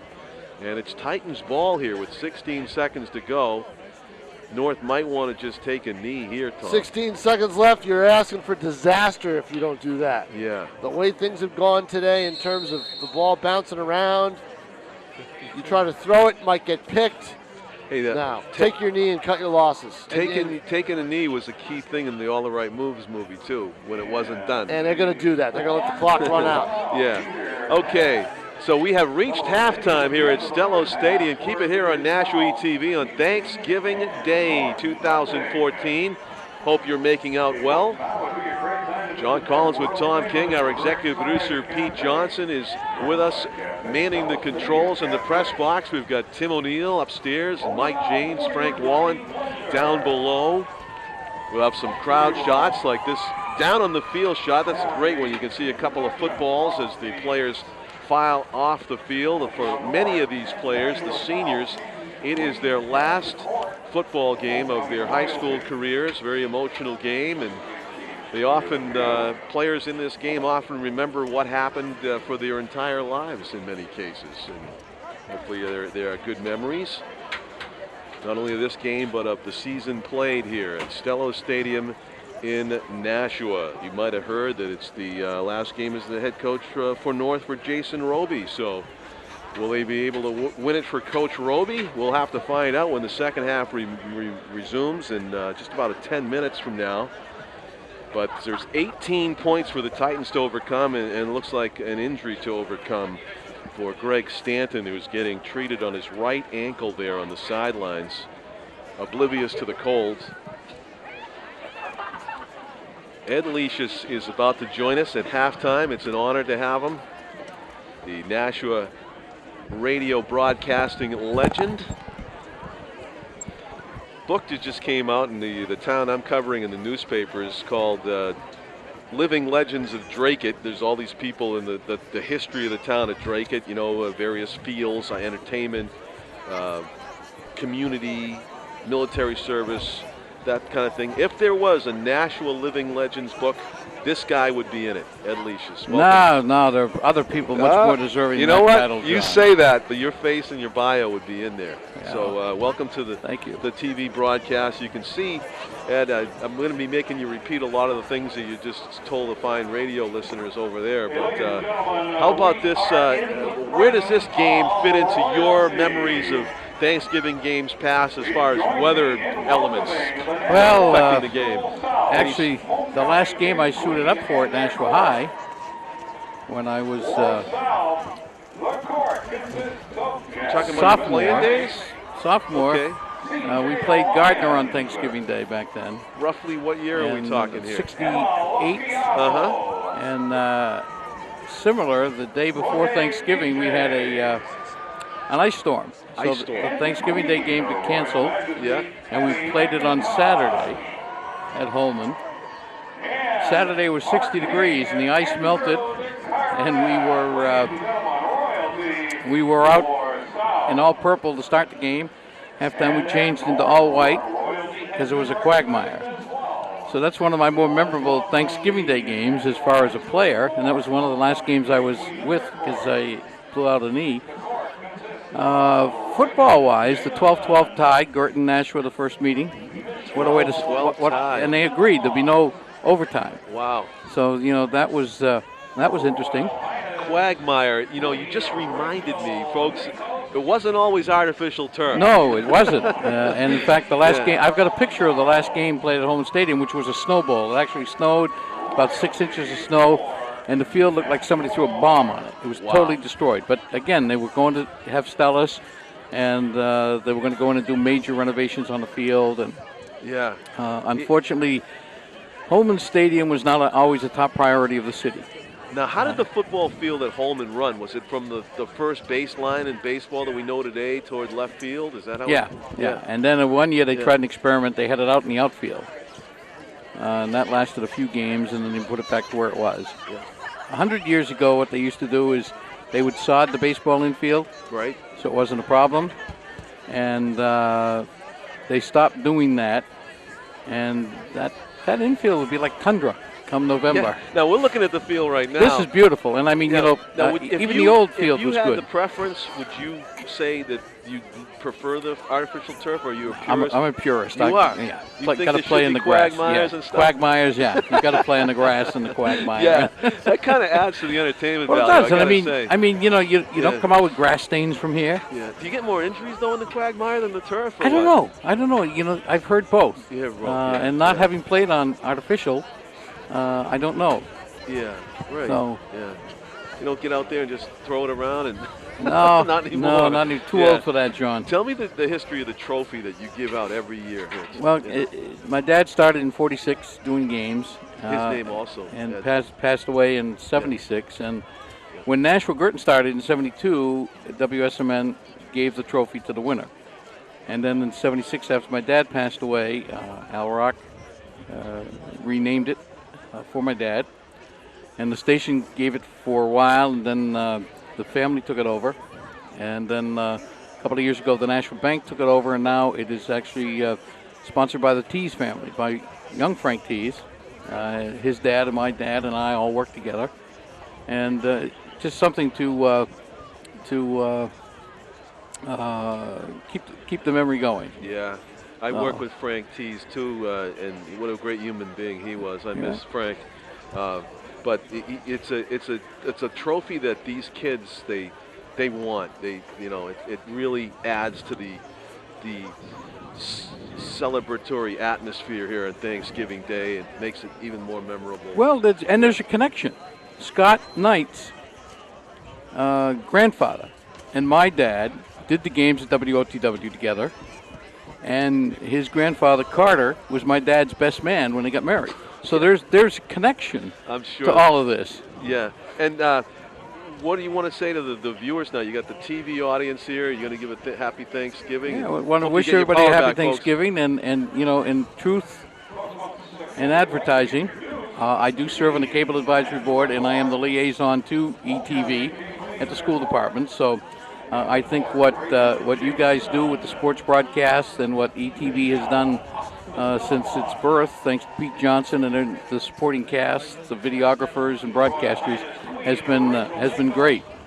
So I congratulate you and hope everyone is going to have a good Thanksgiving. Unfortunately, about 50% of Nashua and 75% of Merrimack are without power as we sit here this Thanksgiving Day, but I know PSNH has got crews out there and are working to take care of this Thanksgiving storm, which only in New England can stuff like this happen. Ed, I know you got to get back to your radio broadcast. We're going to go from one legend to another, Ed Leishus to Bob Bates. Thank you for joining us. He's a better legend. He's got great stories. Don't let him fool you. You guys both do. Thanks, both John. do. Thank you, Ed. Happy Thanksgiving, Ed Leishus. Thank you for joining us at halftime. Bob Bates does not get to rest his pipes in the middle of the game here because we're going to make him keep talking. Is that a lozenge? Do you have? Is that like a throat lozenge to make your throat? That my friend, was a cookie. A world famous. I thought it was some kind of special chemical that made your voice. That was a world. Tones continue to come out. That was a world famous Bill Thorpe cookie. Bill Thorpe. I want to thank Bill Thorpe again for his spotting all season long. He does a tremendous job. Bob, are you going to miss this? I'm going to miss the heck out of this thing. Yeah. If it was just the announcing, I think I'd go on forever. But, I think I'm getting a little bit older as time goes along, and there's all the preparation and whatever. And I think I owe it to my family just to kind of kick back a little bit and give them some time. Yeah, unlike some of us, you just don't show up here and do the job. You put a lot of preparation into it. That binder is a tribute to how much work you do in this field. I know that that was a nice ceremony there before the game where Nate Mazerow recognized you, but you were kind of uncomfortable with it. Yeah. I wanted to get on with the game, for heaven's sakes. Right. But I like it was fun. It was a nice touch, and I understand that it was my friend Bill Thorpe who wrote most of that script this morning too. Wow, I didn't know he could write. So he's Bill. Yeah. Early on, I discovered the value of a good spotter. And Bill has done a yeoman job and he's really made me look good over the past however many years that I've been doing football here. Do you keep an ear out for other public address announcers like throughout your life? Did you have a favorite one, like Sherm Feller at the Red Sox, for example, or anybody that you heard? He was always the ideal. Yeah. And I think early on I tried to emulate Sherm Feller. But I discovered also that you really need to be yourself. You can't try to be somebody else.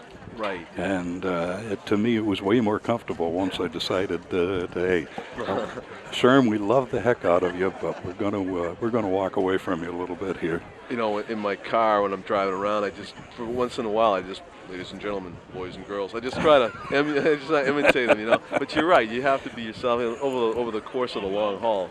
You just about have to be. I just saw this football movie again. It came out in '83. Tom Cruise, All the Right Moves. Yeah. Public address announcer in that is terrible because he's almost angry and emotional, and it's you can't really put your emotions into the thing. You have to be clear and unbiased. Don't And you? I think, yes, as a PA announcer, and particularly at this level, you need to be even-handed. You need to treat each team, no matter whether it's an out-of-town team.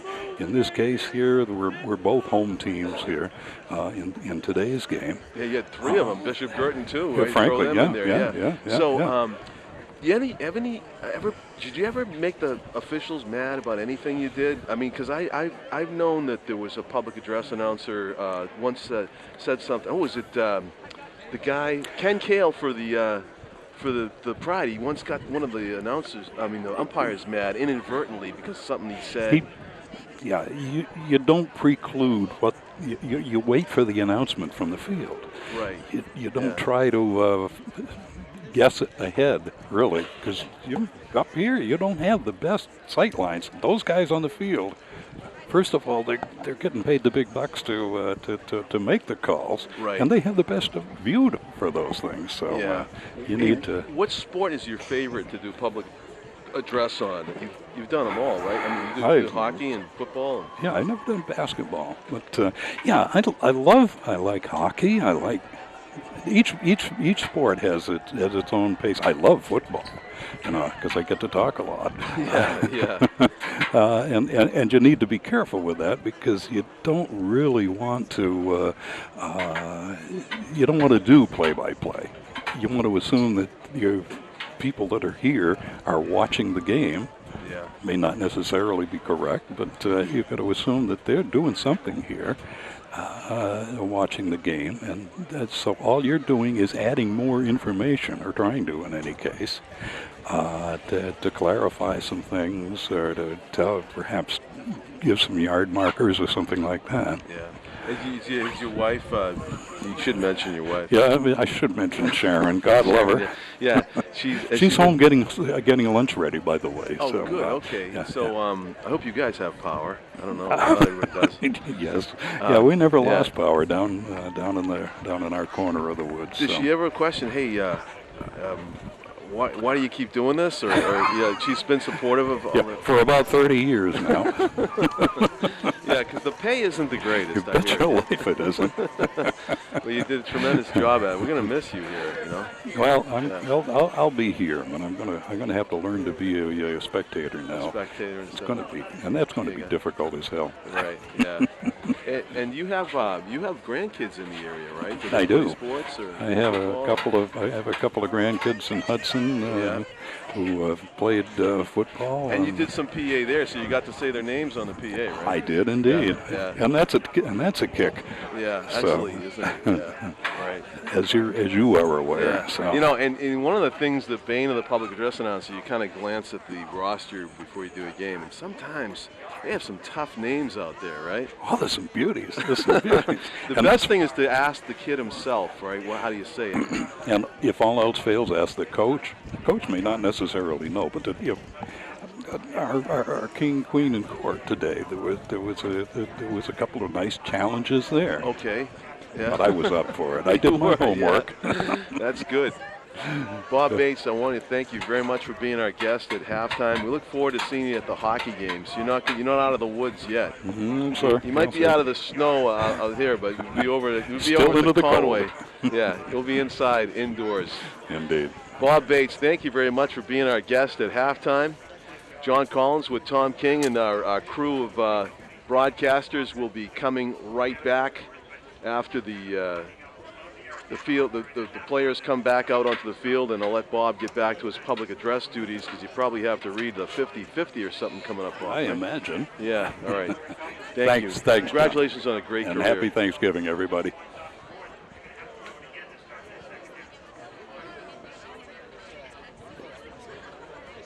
Bob Bates joining us at halftime after Ed Leishus. And you know what? Neither one of these guys have a bobblehead. How does that happen? I don't know. How did you get one? They should have. Bob Bates doesn't have a bobblehead, and Ed Leishus doesn't have a bobblehead. This guy has a bobblehead. I know it. Yeah.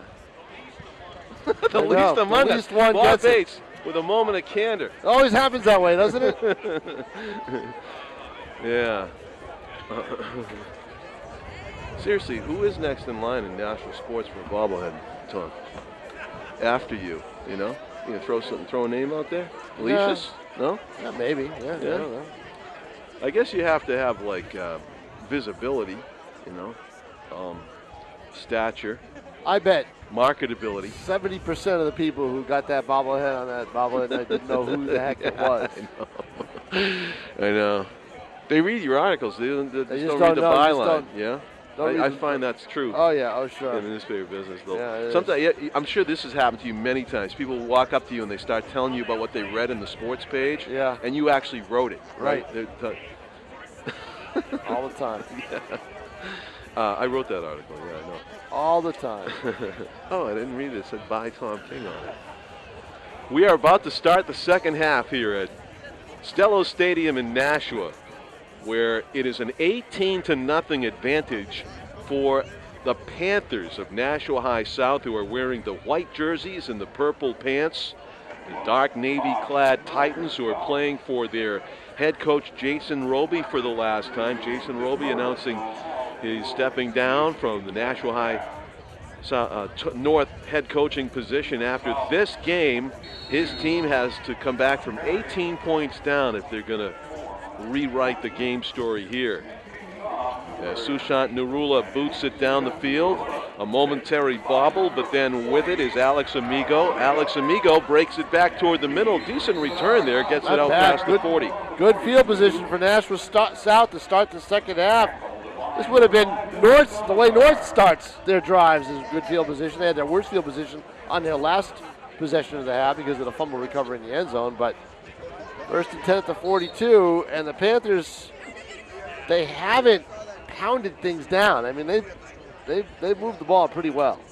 Alex Amigo, quickly. There's a name you're probably going to be hearing more and more of. He's just a freshman with his first touch in the Turkey Bowl on a kickoff return to the 42-yard line. First and 10. Longa hands it off to Klaus with a burst of speed. Jesse Klaus turns the corner. He's to the 50, he's to the 45, and he's pushed out of bounds at the 41. You get to see more of your favorite player, Klaus. I was wondering whether he was going to run the ball. Two ways. So, yeah, exactly. Yeah. And we get to see a replay of Jesse's run here. Jesse's curl around the left end, and he takes it down close to the 40. That's what they call that play in the playbook is Jesse's curl. He goes, there you go. Actually, that's probably a pass play that Longa's trying to throw it to somebody. He has got Klaus open, but he's wide open. Not able to hit him. Yeah, that's another example of Longa not very accurate when he has to run and throw. He's better when he plants and throws. And the throw on the run, something that he hasn't quite mastered. Exactly. So we're just underway, second half. The Panthers trying to add to their 18-0 lead, have second down and 10 here at the opponent's 42. Doing a push-up over the football, unfortunately into the neutral zone. Violation there by, I think it was number 59, Jordan Alexander, the junior defensive lineman. Ryan Petron into the game at nose guard. 305 pounds to try to clog up that middle. They go the middle. Perry. And Perry galloping through. He had 119 in the first half. Wow. Why not just keep going with him, you know? Yeah. No reason to change it. And it is a first down for Perry. Longa's going to give it back to Perry. Goes up the middle again and gets about 5. Greg Stanton and Dylan Salazar on the tackle for North.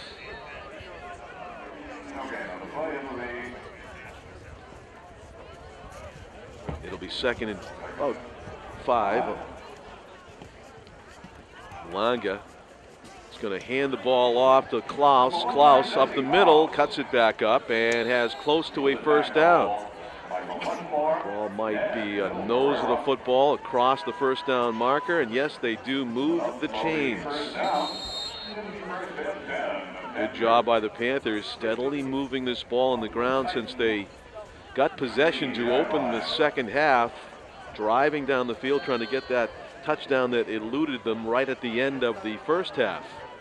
Longa's got trips to the right. He's going to hand it off to Perry up the middle, and he is wrapped up almost immediately by Greg Stanton, who's played a great defensive game. A rare stop right away on Perry.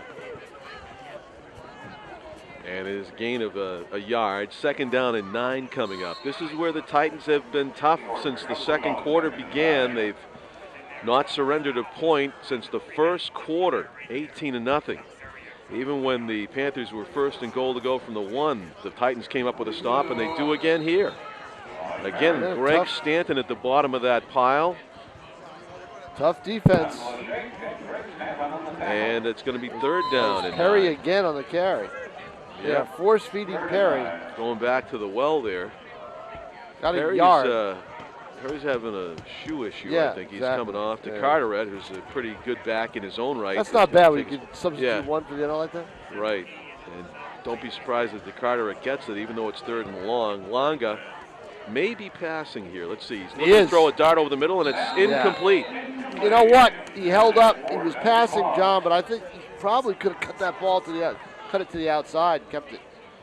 It is 4th down. It is definitely a 4th down. They're going to go for it unless they want to kick a field goal. No, they don't. They have no kicker today, I don't think. That's the problem. They could get all 3 of those extra points back at once if they could kick a field goal from here. But they are going to go for it. They need to get about 9 yards for a 1st down. It's a 4th down play for Longa. As you see, he's in the shotgun. He's got DeCarteret standing to his right. 3 receivers split to the right. Longa looking to throw there. Walking for a cut over the middle. It's fired. It is incomplete. Nice defensive play by Baldessaro. Roped it up. Baldessaro, who is blanketing Morrow, the intended receiver, was not allowed to let anybody. There's a sniper in the stands right there. Yeah. Now, if Santa Claus gets hit from a snowball from that section of the stands, it's going to be very clear who threw it.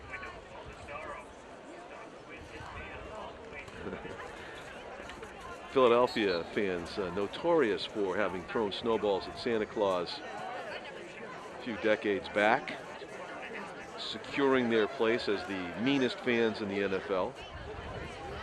There's a handoff to trap play. A sinking ship.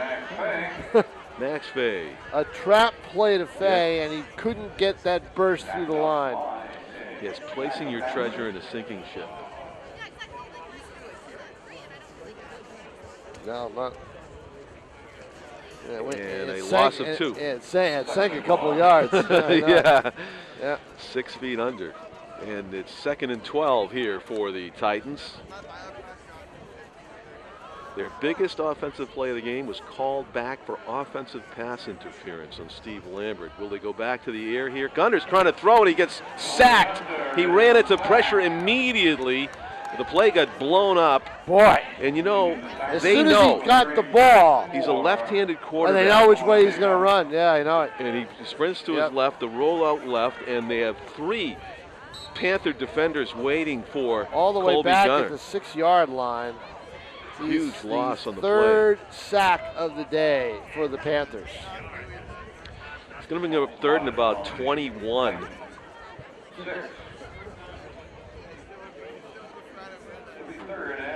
25. Let's see, they say 23 on the scoreboard. They need to get to the 30-yard line, and they're backed up near their own end They're at zone. the 6. Whistle. Delay of game on the Titans. You don't need that.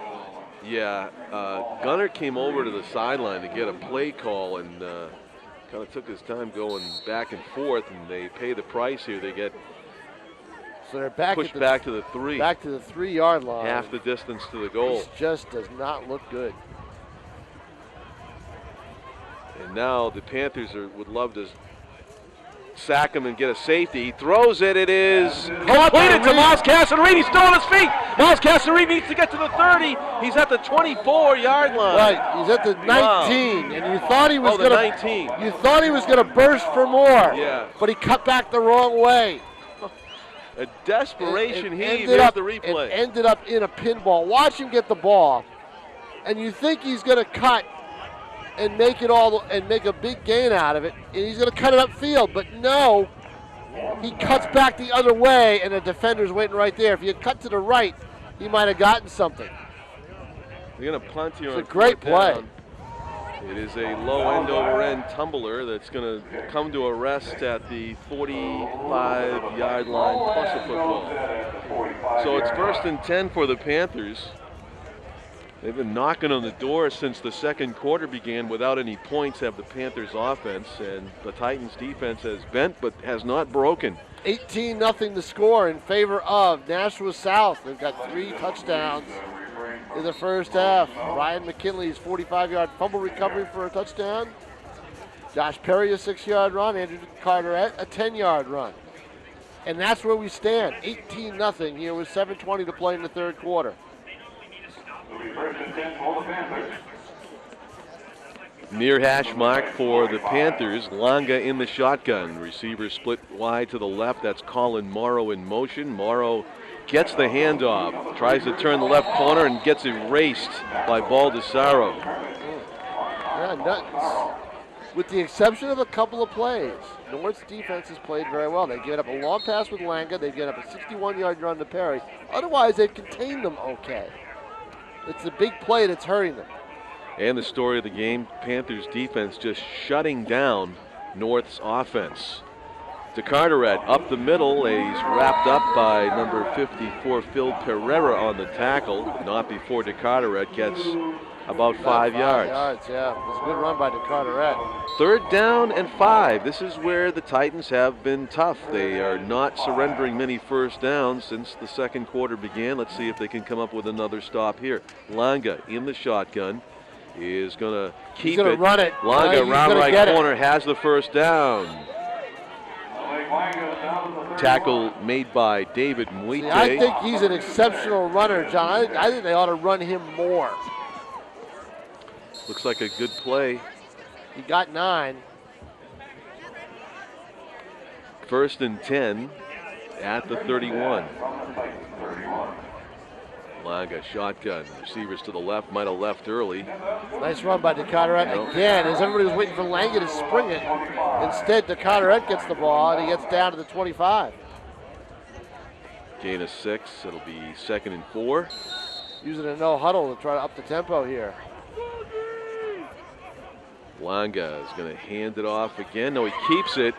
This time he's going to be at A Henry. lot of indecision there. It looked like there was some confusion of whether De Carteret should have got it or Langa should have kept it, and they almost wrestled for possession of the ball. And Langa ended up taking a heavy hit. He's limping just a little bit. He looks okay. Quarterback for the Nashua High South Panthers, Malik Langa, who is a senior, playing in his last high school game. Trying to get a 3rd touchdown on offense here to go with 18 points total. 3rd and 5. Langa's going to get dragged down. I don't know who had the ball, Perry or Langa. I was watching them both. Yeah, Langa held on to it, and he got tackled near the line of So scrimmage. did Perry. Perry got tackled around the 23. North's defense covered both players well on that one. Loss of 1, 4th down and 5. That go as a sack when you get a quarterback keeper and he gets tackled after a 1-yard loss. Yeah. So Langa trying to get 5 yards here. This Gotta go for it 'cause they drive don't will kick. die. Throws it low. It is completed. And it could be for a first down. Let's see. It is. Morrow turned around and sat down just beyond first down yardage, and he got it. 1st and 10. Just across the 20. Morrow's a good hands receiver and is able to pluck that off the turf and keep the drive alive. De Carteret is stood up and driven back.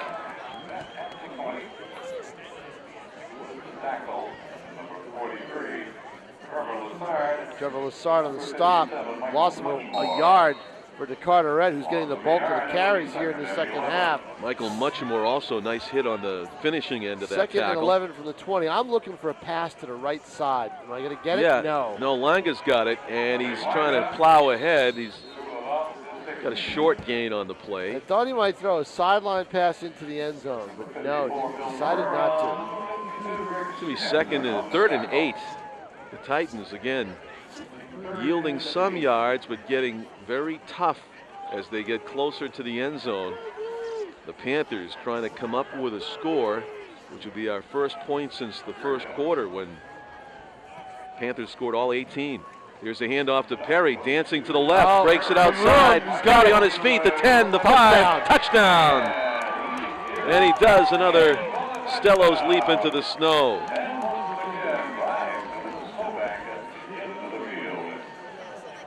It is a 24-0 lead for the Panthers as we watch that Perry run again. Watch him cut it right here to the left. And he just outruns the defender. And there he goes. A 17-yard run.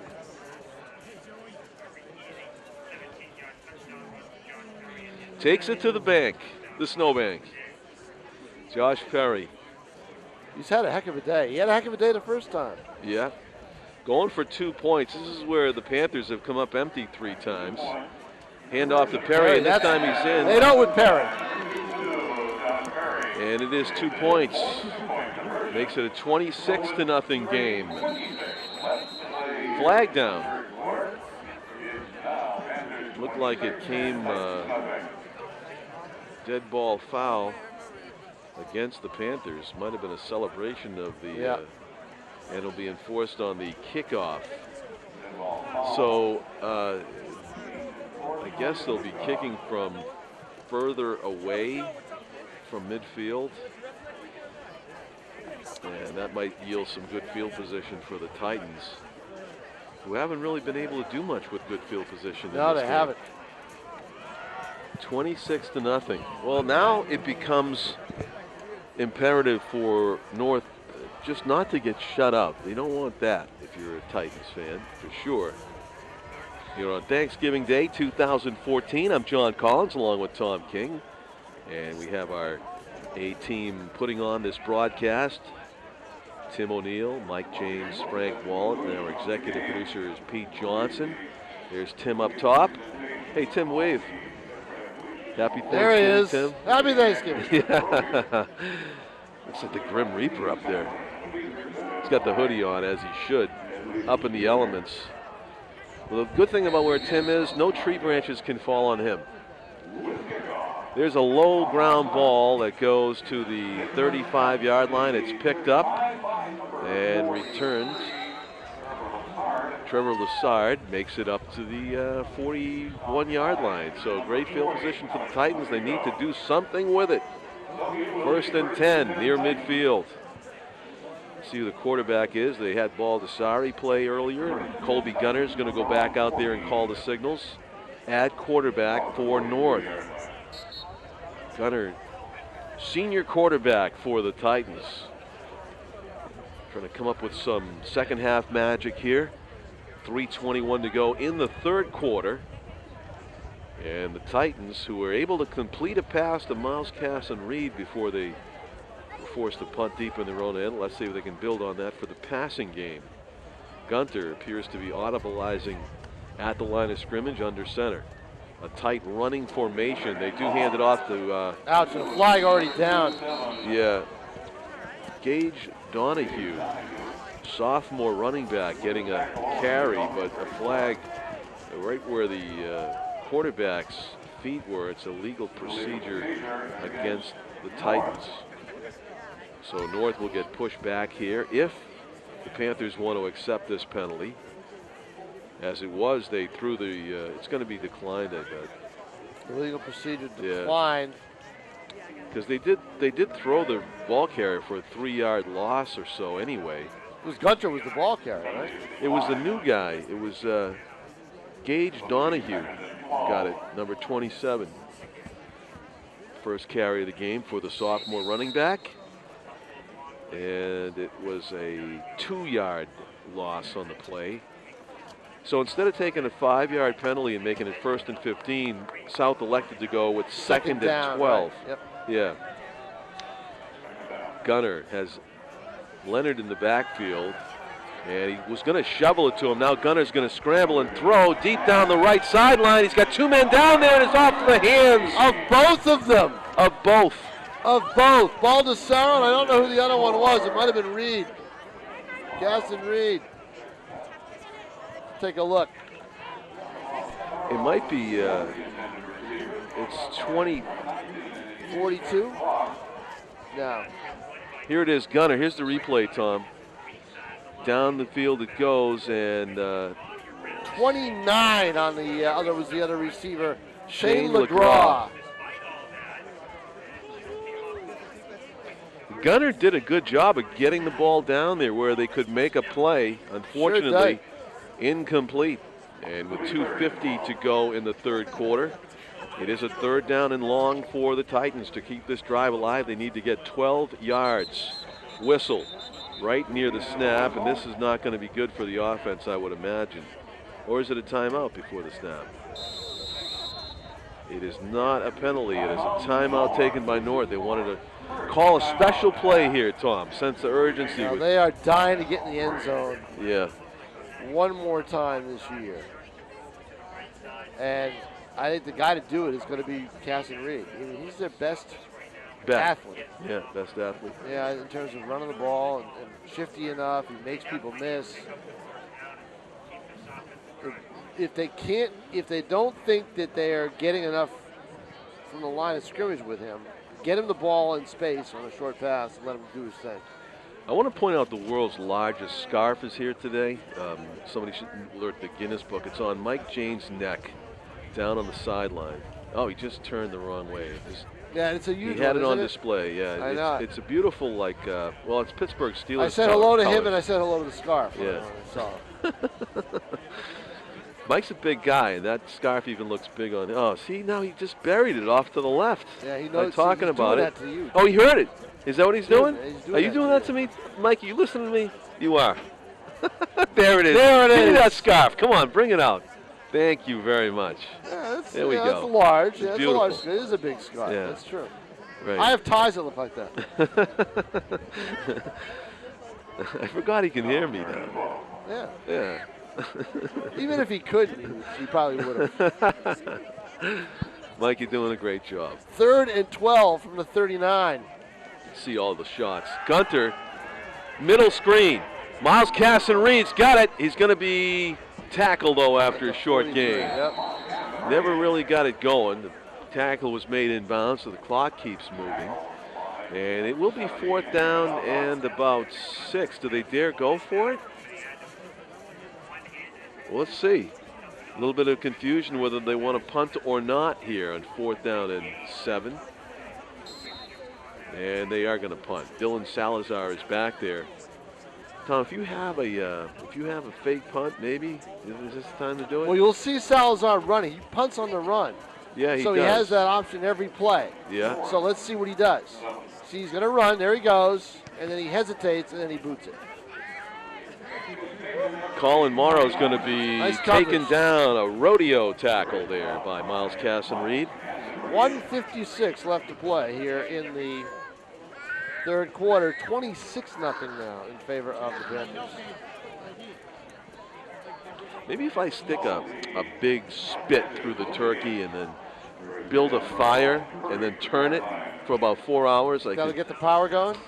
I'm talking about cooking it like in John Wayne fashion. Something's got to do it. You know, out by the you put like 20 rocks in a circle and then make a spit and then turn it. There's a handsome young man down there who is waiting to go home and chow down, I hope. But he will also, I think, if he's a North fan, he wants to see a touchdown and a stop here on defense if they can. Josh Perry goes up the middle for about 4 on 1st down. 2nd down and 6 for the Panthers. We've got multiple looks. This is Mike James. Look down, there's Tim O'Neill up top. We got all kinds of angles and replay. We got a professional broadcast going here on Turkey Day. Langa spins it around in the middle and doesn't really get that far. That was the kind of play that you wonder if Langa's losing a little listen steam. to that wind up there, huh? Yeah. That's wind. Although you got to credit the Titans for just not giving any gaps like they did in the first quarter. Langa now on third got down. He's got it, and he cuts it back, and Oh, he knows nice where the stretch. first down marker is. Will they give Those it to are him? the ball. They should. They did. Pretend the yellow line No, is wait. there.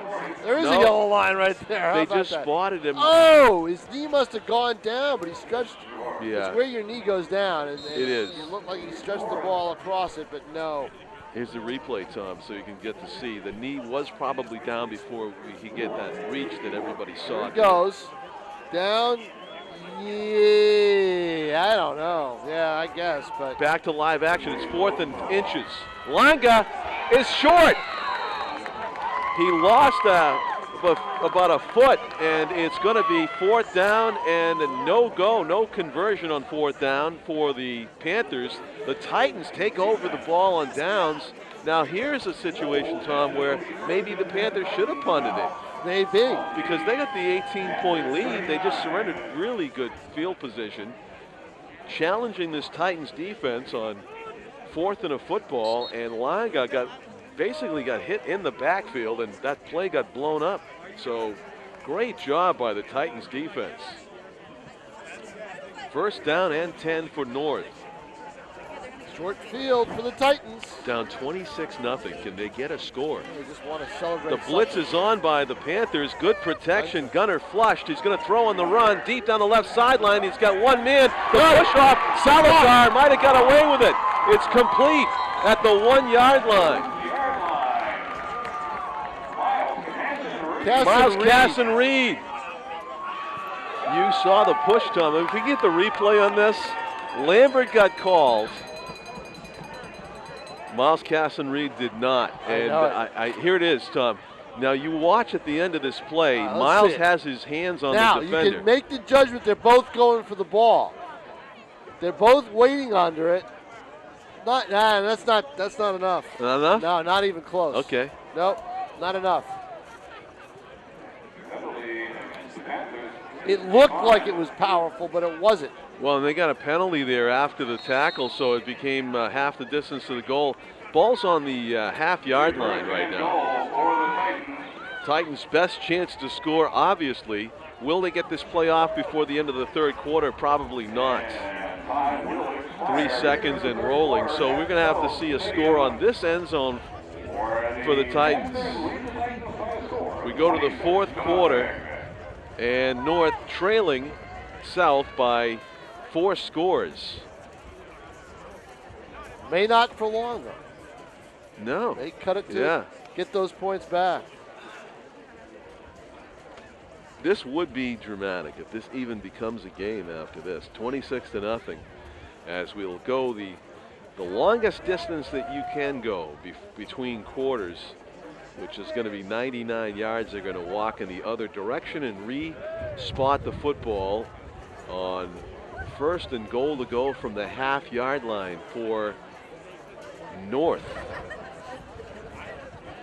South had the ball in this similar situation, and they ended up fumbling away their chance to score at the end of the first half. The Titans just need to hold on to the ball solidly and try to push this thing in, and then you might see an onside kick. Who knows? The Panthers started off the game by going with an onside kick that was unsuccessful. I think they would try it. You think the Titans will try it? I would definitely do it. But first they got to get in the end zone. It's never a sure thing. Let's not get ahead of ourselves. Never a sure thing in this game. Yeah. Yeah. First you got to get the turkey in the oven working. First you got to get the oven working. Yeah. Forget the turkey in the oven. Right now the turkey's in the refrigerator. Oh, it's yeah. dead. Shoot. So it's got to be cooked tonight. I'll find someplace to cook it, but I'll cook it. See if we can get the pigskin across that line right now for the Titans. They're being shut out to this point, 26-0. You hear the wind whipping down there. Who's got it? Baldessaro just leaped forward but did not get in. The progress needed for the touchdown. Might have lost a half a yard. They're going to spot it at the 1. Yeah, he lost the length of a football. And it's going to be second down here. You see often defenders just sell out for the run, Tom. They're basically challenging you to throw the football. They're just 11 guys selling out for the run. They're diving in toward the middle of the line, clogging everything up. And there's a lot of room on that right side of the field. Yeah, and I'm sure the Panthers figure they're going to run it again here. Baldessaro A in keeper, motion. and it is a touchdown. Gunter. Gunter snuck through. Yep. Kobe Gunter gets the spike one, and it's a flag down for celebration. Oh, please. You know, Excessive celebration against North, and it's going to cost them on the kickoff. Right now they are faced with the point after touchdown. It looks like Sushant Narula is lining it up at the conversion line.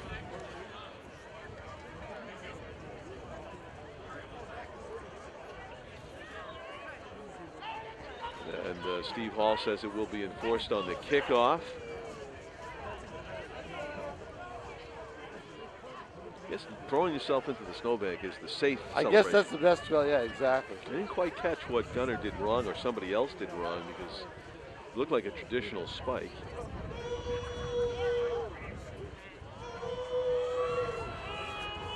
It's a booze in the crowd, huh? Yeah. I love it. Yeah. You can constantly see up in the upper branches around the field, snow is just like falling in giant snowball-sized chunks. Heavy snowfall of a foot that hit the greater Nashua area here on the day before Thanksgiving. A tremendous volunteer effort to clear this field so that we could have football. It was a great job. And the ball is up and the kick is good. And that is a 7-point play for the Titans. So it's 26-7 with 11 minutes and 18 seconds to go. Not out of the question that the Titans could come back and make a game of this.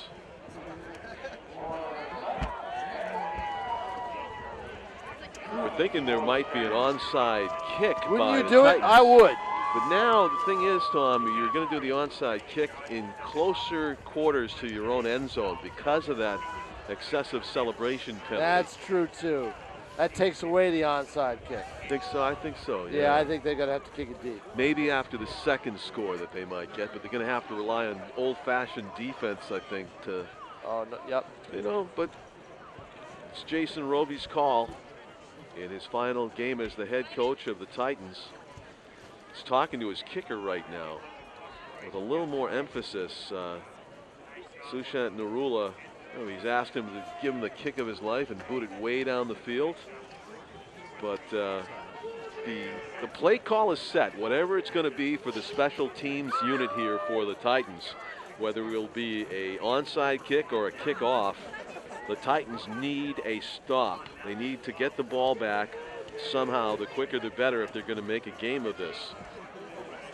The Panthers got a key score, Tom. Imagine if the Panthers hadn't gotten that score. It would be 18-7 right now. It would be nail-biting time for the Panthers. But they got a nice cushion, 26-7.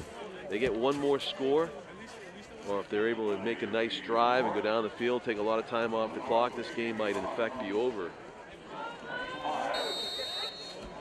Well, with 26-0 lead and the way North has moved the football, Narula is going to kick it as hard as he can. it's in a sense it was over then, but It's fielded inbounds. turnovers. That's what That's what North needs. North needs to make a get a defensive turnover again. They got one earlier, but they need another defensive turnover, and that maybe they can score on. If they can score defensively, that's when you cut the lead quicker. You know? Yeah. That was a nice job by Miles Johnson. He picked up the ball. He went north-south, and he got the ball to the 45-yard line. Good field position for the Panthers. So that unsportsmanlike penalty is felt here on the return as the Panthers start off pretty close to midfield. 1st and 10 at the 45. 3 receivers split near side left for Langa. Malik calling signals. Is going to hand it off to 53, his first carry of the game for Tyler Boudreau, who is listed as an offensive lineman, Tom. Well, they've done that in this game in the past. A senior. Is that just an example of I always wanted to run the football? Yeah, I and think so. Give you one in the give senior? Give him a chance. Senior yeah. day, Thanksgiving Day game? Yeah, exactly. Now back to DeCarteret, and Longa's still got it, and Longa's going to be wrapped up near the line of scrimmage. North's defense playing very well. Yeah. You know, if they had solved South's offense earlier in the game, it would have been a much different story, but the Panthers were able to get a 45-yard fumble return for touchdown in the game's very first minute, then added 2 running touchdowns later in the first quarter. 18-0, they had a whopping lead after 1. And then the Titans defense changed. They changed into a stopper of a unit. Longa, 3rd and long here, needs to get 9 yards. Nice Throws pass, it. Got him open. It is completed. He pushed off too, but he got it. And there's a flag goes down. What is that for? I think he pushed off. You might be right. He had so much space. I think there was contact there, and I think he made that push. Xavier Williams, Tom, who is also a basketball player. Yeah, he is. Let's see if they do it. Let's see what they call. Nobody's moving backwards. Push off against the Titans. North. Probably can decline. That's a 15-yard penalty from the line of scrimmage. We give them the ball at the 45-yard line. Yeah, they're going to decline it. Which is where the pass was anyway, wasn't it? Yeah, it's a 1st down. Pass was at the 45. Yeah.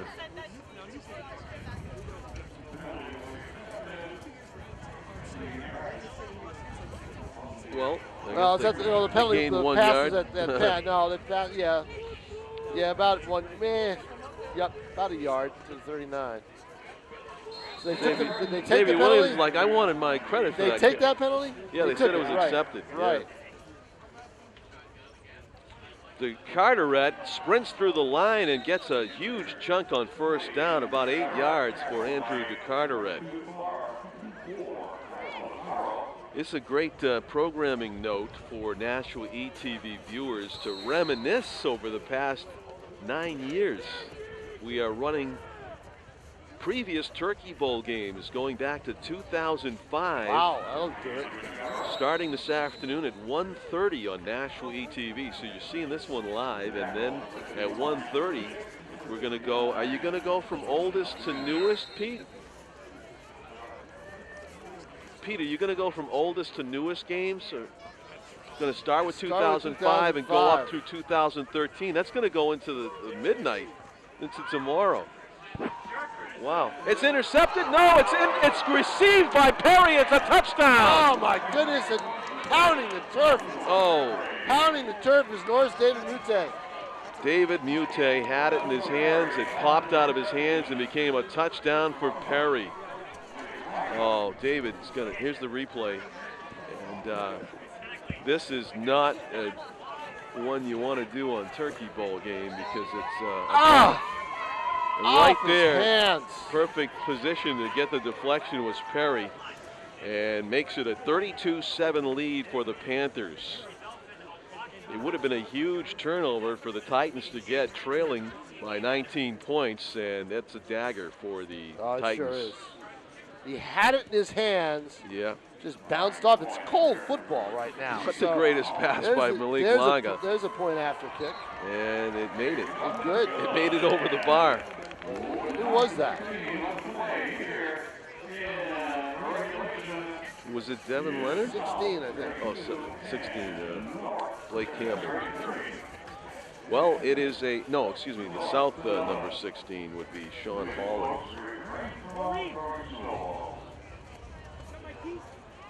Yep, a 33-7 lead for the Panthers. A deflected pass. Joshua Perry gets another touchdown. And instead of the Titans having possession of the ball and a chance maybe to make a game out of this, Panthers just get a another tough insurance play. Oh, score. that would have been big for North had he been able to do that. And the ball was not right to Mute. It was behind him a little bit. And that's what really produced the deflection. It wasn't an easy catch. Unfortunately, the part that really hurt was that Perry was in just the right position to get the deflection.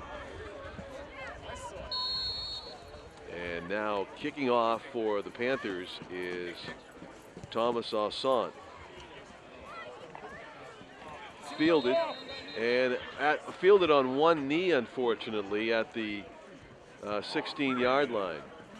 33-7. South gets that touchdown back. But boy, could have been an interception. Should have been an interception, probably. Still a lot of football left with 9 minutes to go here in Turkey Bowl 2014. I guess we're on those games from 2005, sure. Yeah. 6, Yeah. 7. Oh, yeah. Yeah.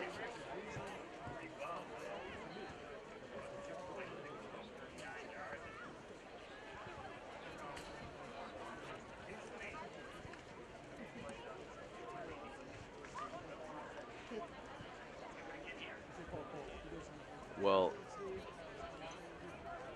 in the shotgun is Gunner. He has receivers, a pair of them, split left and right. Now Miles Casson Reed's in motion, looking to throw down the middle. Underthrown as a double covered was Baldessaro. Connor getting up dejectedly there, and the first down pass incomplete. Does stop the clock. 33-7, a 26-point advantage for the Panthers of Nashua South as you look at the Panthers defensive unit from behind there. And the offense of the Titans trying to come up with their second score of the game, which would be the second score here in the fourth quarter. Gunter in the shotgun. Two-step drop, steps up now, he's going to scramble. Colby Gunner dancing around a few defenders, gets it out to about the 23, and needed to get to the 26 for a first down, so it's going to bring up third down and 4 for North. Makeable 4, but they'll have to make a play here to keep this drive alive. Yeah, because if they can't make that play, they're going to have to punt the football. They cannot let it sit there. Give South good field position like that. It's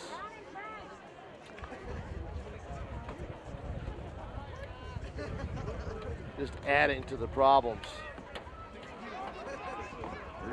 Gunter needs to get 4 yards. He's got a pair of receivers left and right, looking right, throws down the middle deep. He's got a man, it's complete to Baldessaro at the 50. Nice Connor hit the catch. ground very hard. He's slow to get up. I think he's just winded. Yeah, I think so too, but a nice catch by Baldessaro and a perfect strike by Gunter.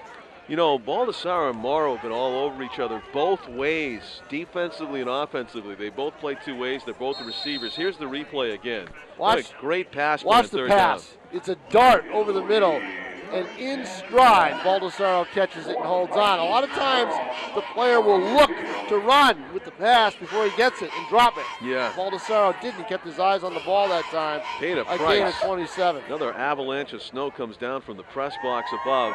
Again to pass. Gunner's going to be flushed out of the pocket. He's running left. He's going to throw on the run. He's got a man wide open. It's Baldessaro in stride at the 9-yard line. He's cut down.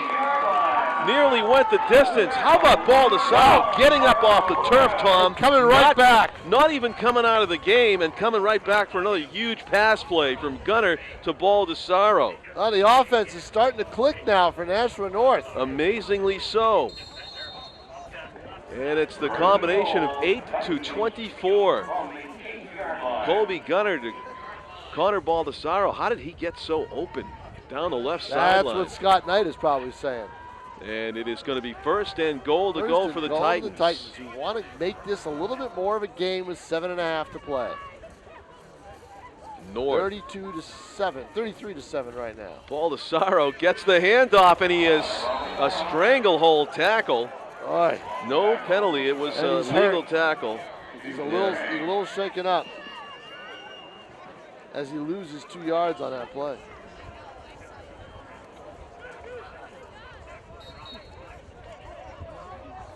It was a legal tackle, according to the officials who were right there. Oh, it was a good hit. I wouldn't question that at all. Right. Got him up around the shoulders. Baldessaro, 2 receptions now, 69 total yards. Lost a couple on that play. It's second and goal from the 10. Let's see what Colby Gunner comes up with here. Will he be forced to throw for the touchdown? He is looking to throw. He's flushed out of the pocket under pressure. Gunner's a left-handed quarterback. Throws. No, he didn't get it away. Is it a fumble or is it incomplete pass? Incomplete pass. His arm went forward. The side judge, Wally Hauser, was right there. His arm went forward. The Titans weren't sure. They alertly pounced on the ball to make just in case.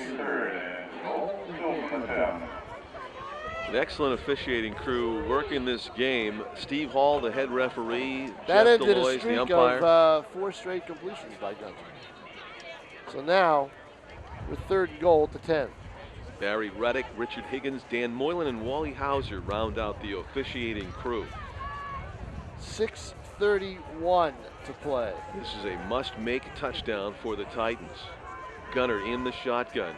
He's got Baldessaro split slot right, looking to throw to him. Has to throw in the run again. Baldessaro is in the end Over zone. his head. Touchdown! Oh, Open got in it. the corner. Just over the defender's head. Colby Gunner and Baldessaro teamed up 3 times on that drive, Tom, for a touchdown. Great pass. Flag on the play. What is that? Oh, maybe, was he behind the line of scrimmage? Behind the line! Illegal downfield, illegal forward pass, I think, right?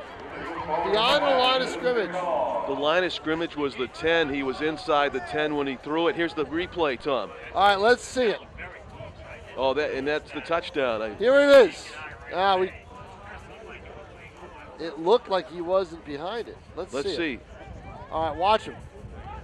Oh, he was behind. Oh, he was on the 11. He it was was a bad on the call. 11. His momentum took him Oh, forward. if we had instant replay, that would have been a legal touchdown. His momentum took him beyond the line of scrimmage after he threw the ball. Yeah, he was not beyond the 10 when he threw it. That's a loss of down, too, so it's 4th. Oh, you know what? The line of scrimmage was the... The line was a 10. Oh, it was the 10? Yeah. Why are they spotting the ball at the 12? This is a penalty. A 5-yard penalty? Okay, Yep. yeah, he definitely was not over the line. And that was incomplete on 4th down, so, ooh, that's costly. And you know what? Our replay really came in handy today. Live replay here at Nashua TV. Tough break for Colby Gunner and the Titans. They should have had a touchdown. As the replay showed that Gunner actually, here it is again, a slow-mo replay. There it is. Oh. See, look at he's right behind the line. Oh boy, that's tough. Yeah, it's from the 11. It's all right, Shuker. We'll let you do it. We'll trade it. We'll give you, throw you a bone. And it's 1st and 10 for the Panthers.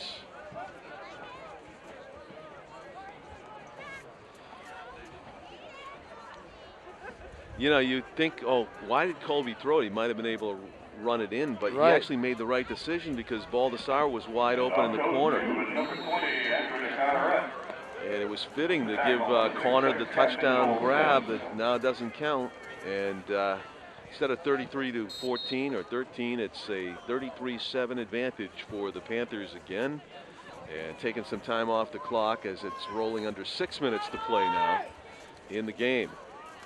Handoff is to Perry. He is stopped after a short gain. Well, it looks like it could be a 3 and out here for the Panthers. It's 3rd and 5.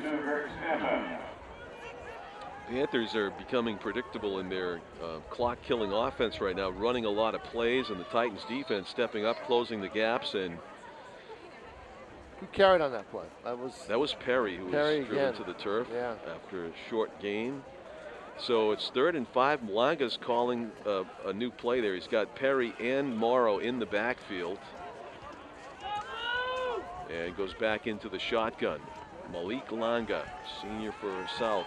2-step drop, steps up, throws down the middle, and it is completed to Klaus, who's loose in the secondary. Jesse Klaus putting some moves on, is cut down at the 32, but has a first down and then some. A nicely thrown ball. Very, very well thrown. A 9-yard pass play. Klaus, actually a 10-yard gain. Klaus with some good running.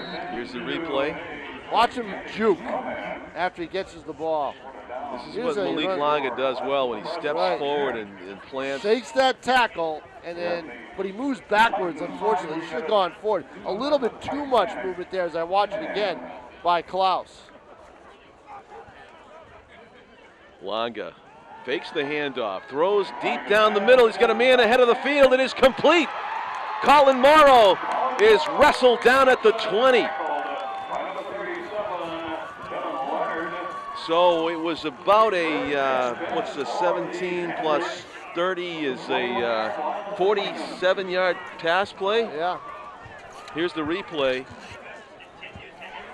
Longa, who loves to step up and throw deep down the middle, and he had a receiver, Morrow, behind the secondary, and Colin, who's got great hands, hauls it in for another huge pass play gain. They are putting up some numbers here in the second half. Trying to get up to the 40-point mark if they can get 7 more here. And it's Josh Perry who goes up the middle for a first down carry of about 4. Second down and 6 for the Panthers.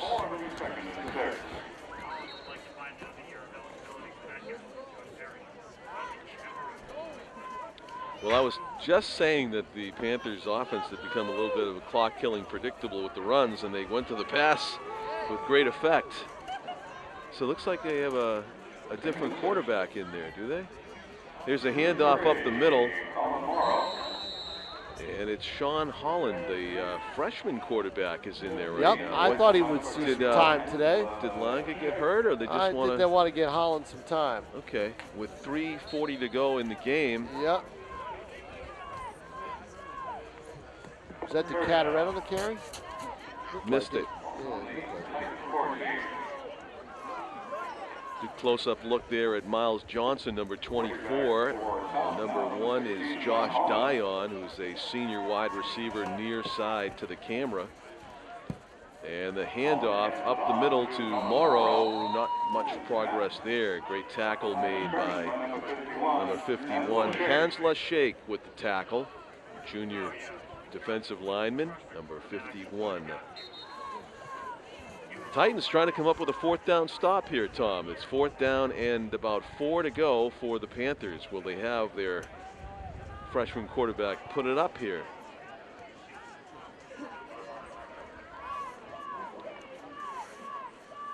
Sean Holland hands it off and hit and dropped. Great tackle made by Greg Stanton. And it's going to be the Titans' ball here with 2:45 to go in the football game.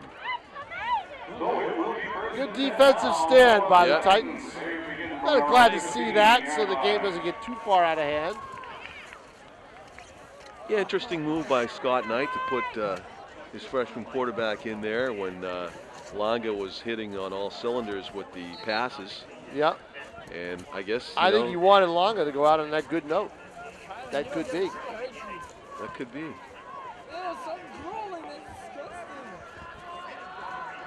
Yeah, you don't necessarily need to have a touchdown to go out in a good note. Right. Now you've got 2:46 to play in the football game. North gets their 11th man out on the field, Ryan Petrone, to play guard. Actually, there's a tackle on the play. Back to pass is Gunner. He's going to throw deep down the middle, and he's got a man. It's Miles Casson-Reed at the 50. At the 40, it's a foot race. He's going to be able to stay on his feet. Casson-Reed at the 16-yard line. I said get Casson-Reed in the flat, but they go deep, and they get the job done. Well, the ball was on the 15, so it's 35 plus 30. Here comes the replay, 35 plus 35, 70-yard pass play. Miles Casson-Reed, great throw by Colby Gunner as he hit Miles Casson-Reed in stride. He got wrestled down by Josh Dion, or else it would have been a touchdown. Gunner's looking to throw again. He throws deep down the right side. He's got ball to center. Oh, drop on the play. Gunter and Baldessaro, I mean, they waited long enough to team up, didn't they? I The know fourth it. quarter? But now it's like Montana to Rice. I know, you wish this offense was there in the first half. It's like Brady to Moss all of a sudden. Exactly. But they waited till the fourth quarter. Colby Gunner's definitely found his throwing arm here and late in the game. A couple of unfortunate breaks, though, for the Titans. First, they had should have been a legitimate touchdown taken back. And then that one was a ball that, well, Colby Gunner's looking to pass that way again. He can't. He goes back to the left. He's making like Doug Flutie here. Still alive. Colby Gunner's going to throw deep down into the end zone. He's got a man wide open. Touchdown! And he does a snowbank drop. What a great catch. Baldessaro does get his touchdown after all. That is a happy ending for the Titans. A nice hug right there for Connor Baldessaro. from Hansla Sheikh, and it is a brilliant throw by Gunner. How much time did he buy before he launched that one? Right. Number 8, Colby Gunner, who is the holder on the point after.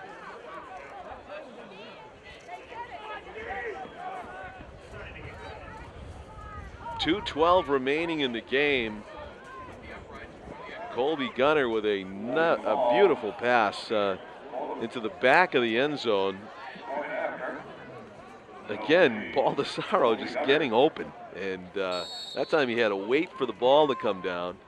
The defender nearly got a fingertip on it.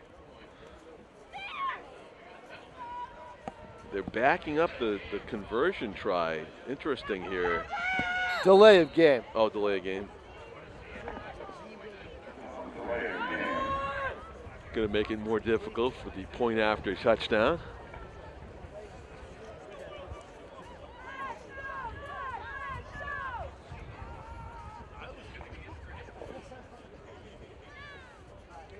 And Narula will kick it on the hole by Gunter.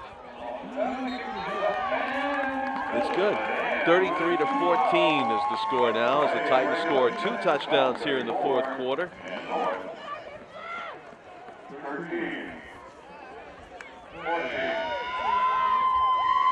Connor Baldessaro getting congratulations, or exchanging congratulations with Gunter after he held for that point after touchdown as he came to the sideline.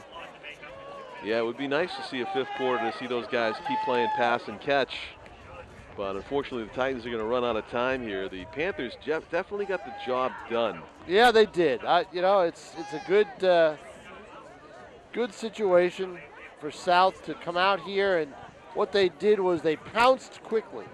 Yeah. You know, it was the at big, that 18-0 lead. It was the big play in a big way early. You know, and that did it. And then their defense just gave up nothing for 3 quarters. Right. And they took that big lead, and it's just become insurmountable at this point. With this little amount of time remaining, 2:12. It is expected, though, that we will get an onside kick here and see if the Titans can recover it. They do trail by 19 points, as you see. Look at the sideline up north. That's Jonas Simmons, number 61. Without a helmet on that you saw. Kickoff now. Narula, where will he kick it? He pooches it down the middle, and it's end over end. With the return is Miles Johnson. Now the Colby Gunter. No onside kick. So, yeah, I'm surprised at that. Yeah, I would have tried it. The Colby Gunter show was fun to watch in the second half. He's got an arm.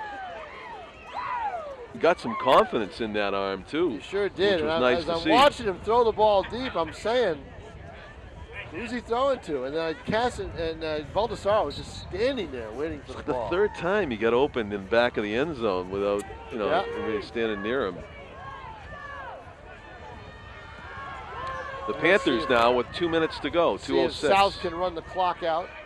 Miles Johnson. Leonard wraps him up after a 3-yard gain. It'll be 2nd and 7. Clock is running, and the Titans not making any attempt to stop it. It's possible that the Titans could get the ball back, but not if they surrender a first down here. Whistle just before the snap. We saw a flag fly, 2 of them, in fact.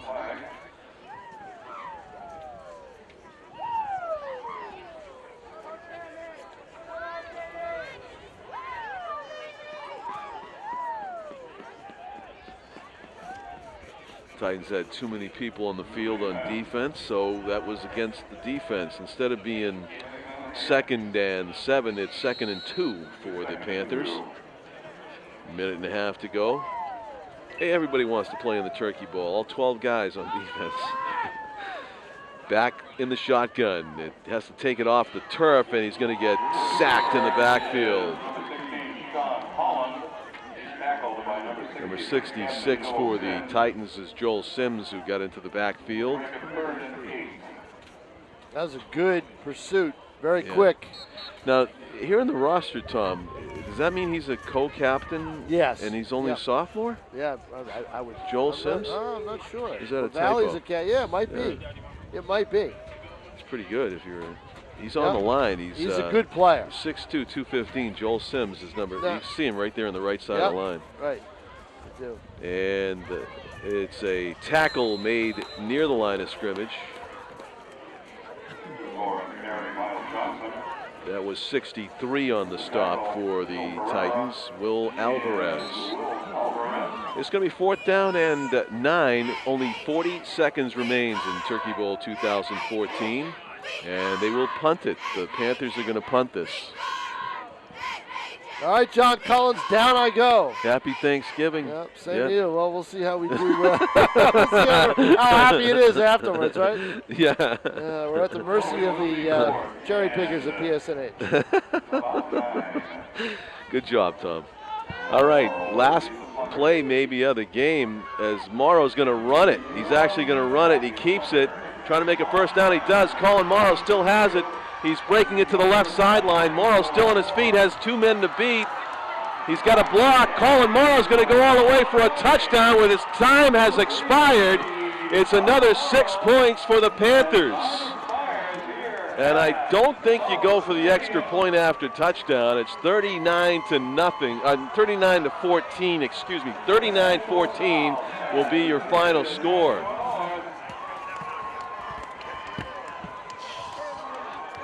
I don't think we do a point after at this point.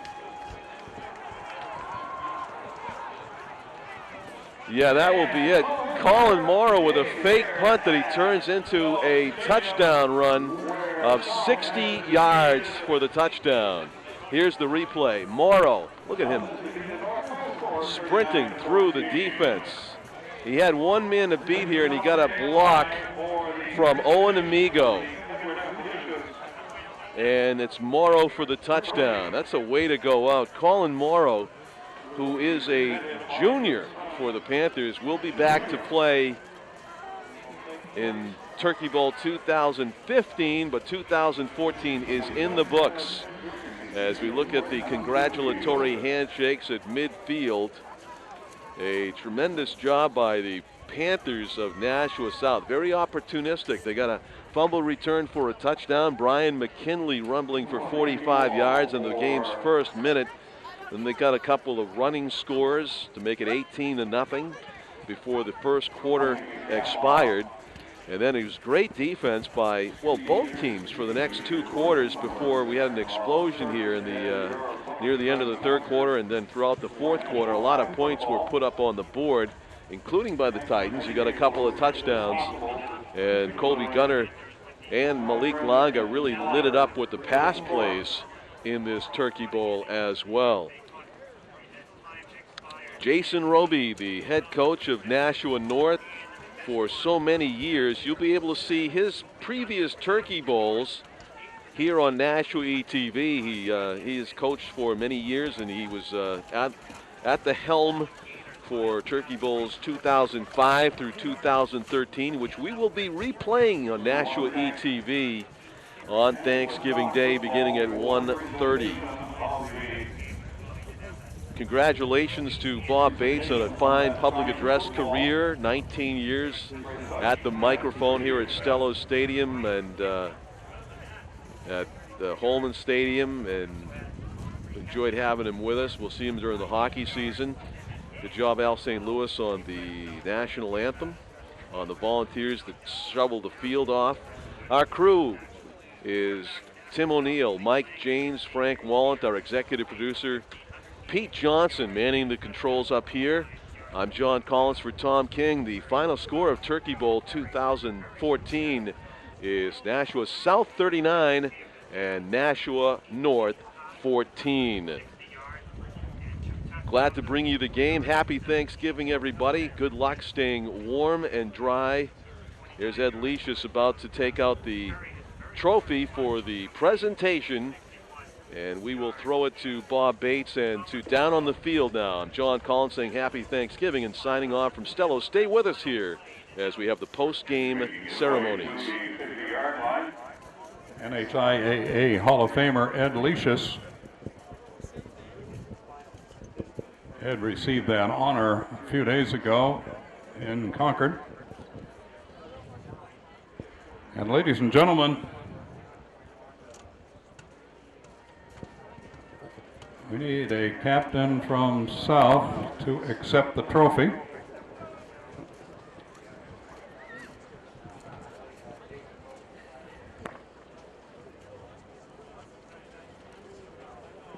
And as we wait, once again, a big tip of the hat and thank you for many years of service, Coach Jason Roby. Best of luck to you all, to your family and to yourself as you have stepped aside. We look forward to your opportunity. Hope you look forward to your opportunity to be with family and relieved of the pressure.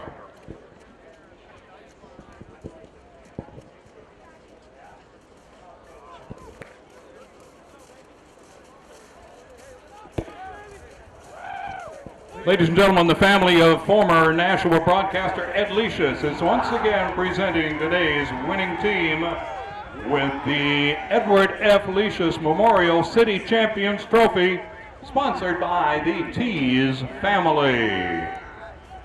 Mr. Leishus spent 30 years calling Nashua High games on the former WOTW and later WSMN.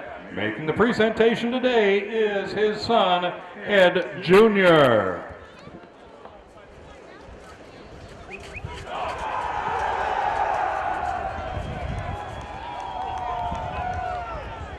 And with that, ladies and gentlemen, happy Thanksgiving, drive home safely, and God bless.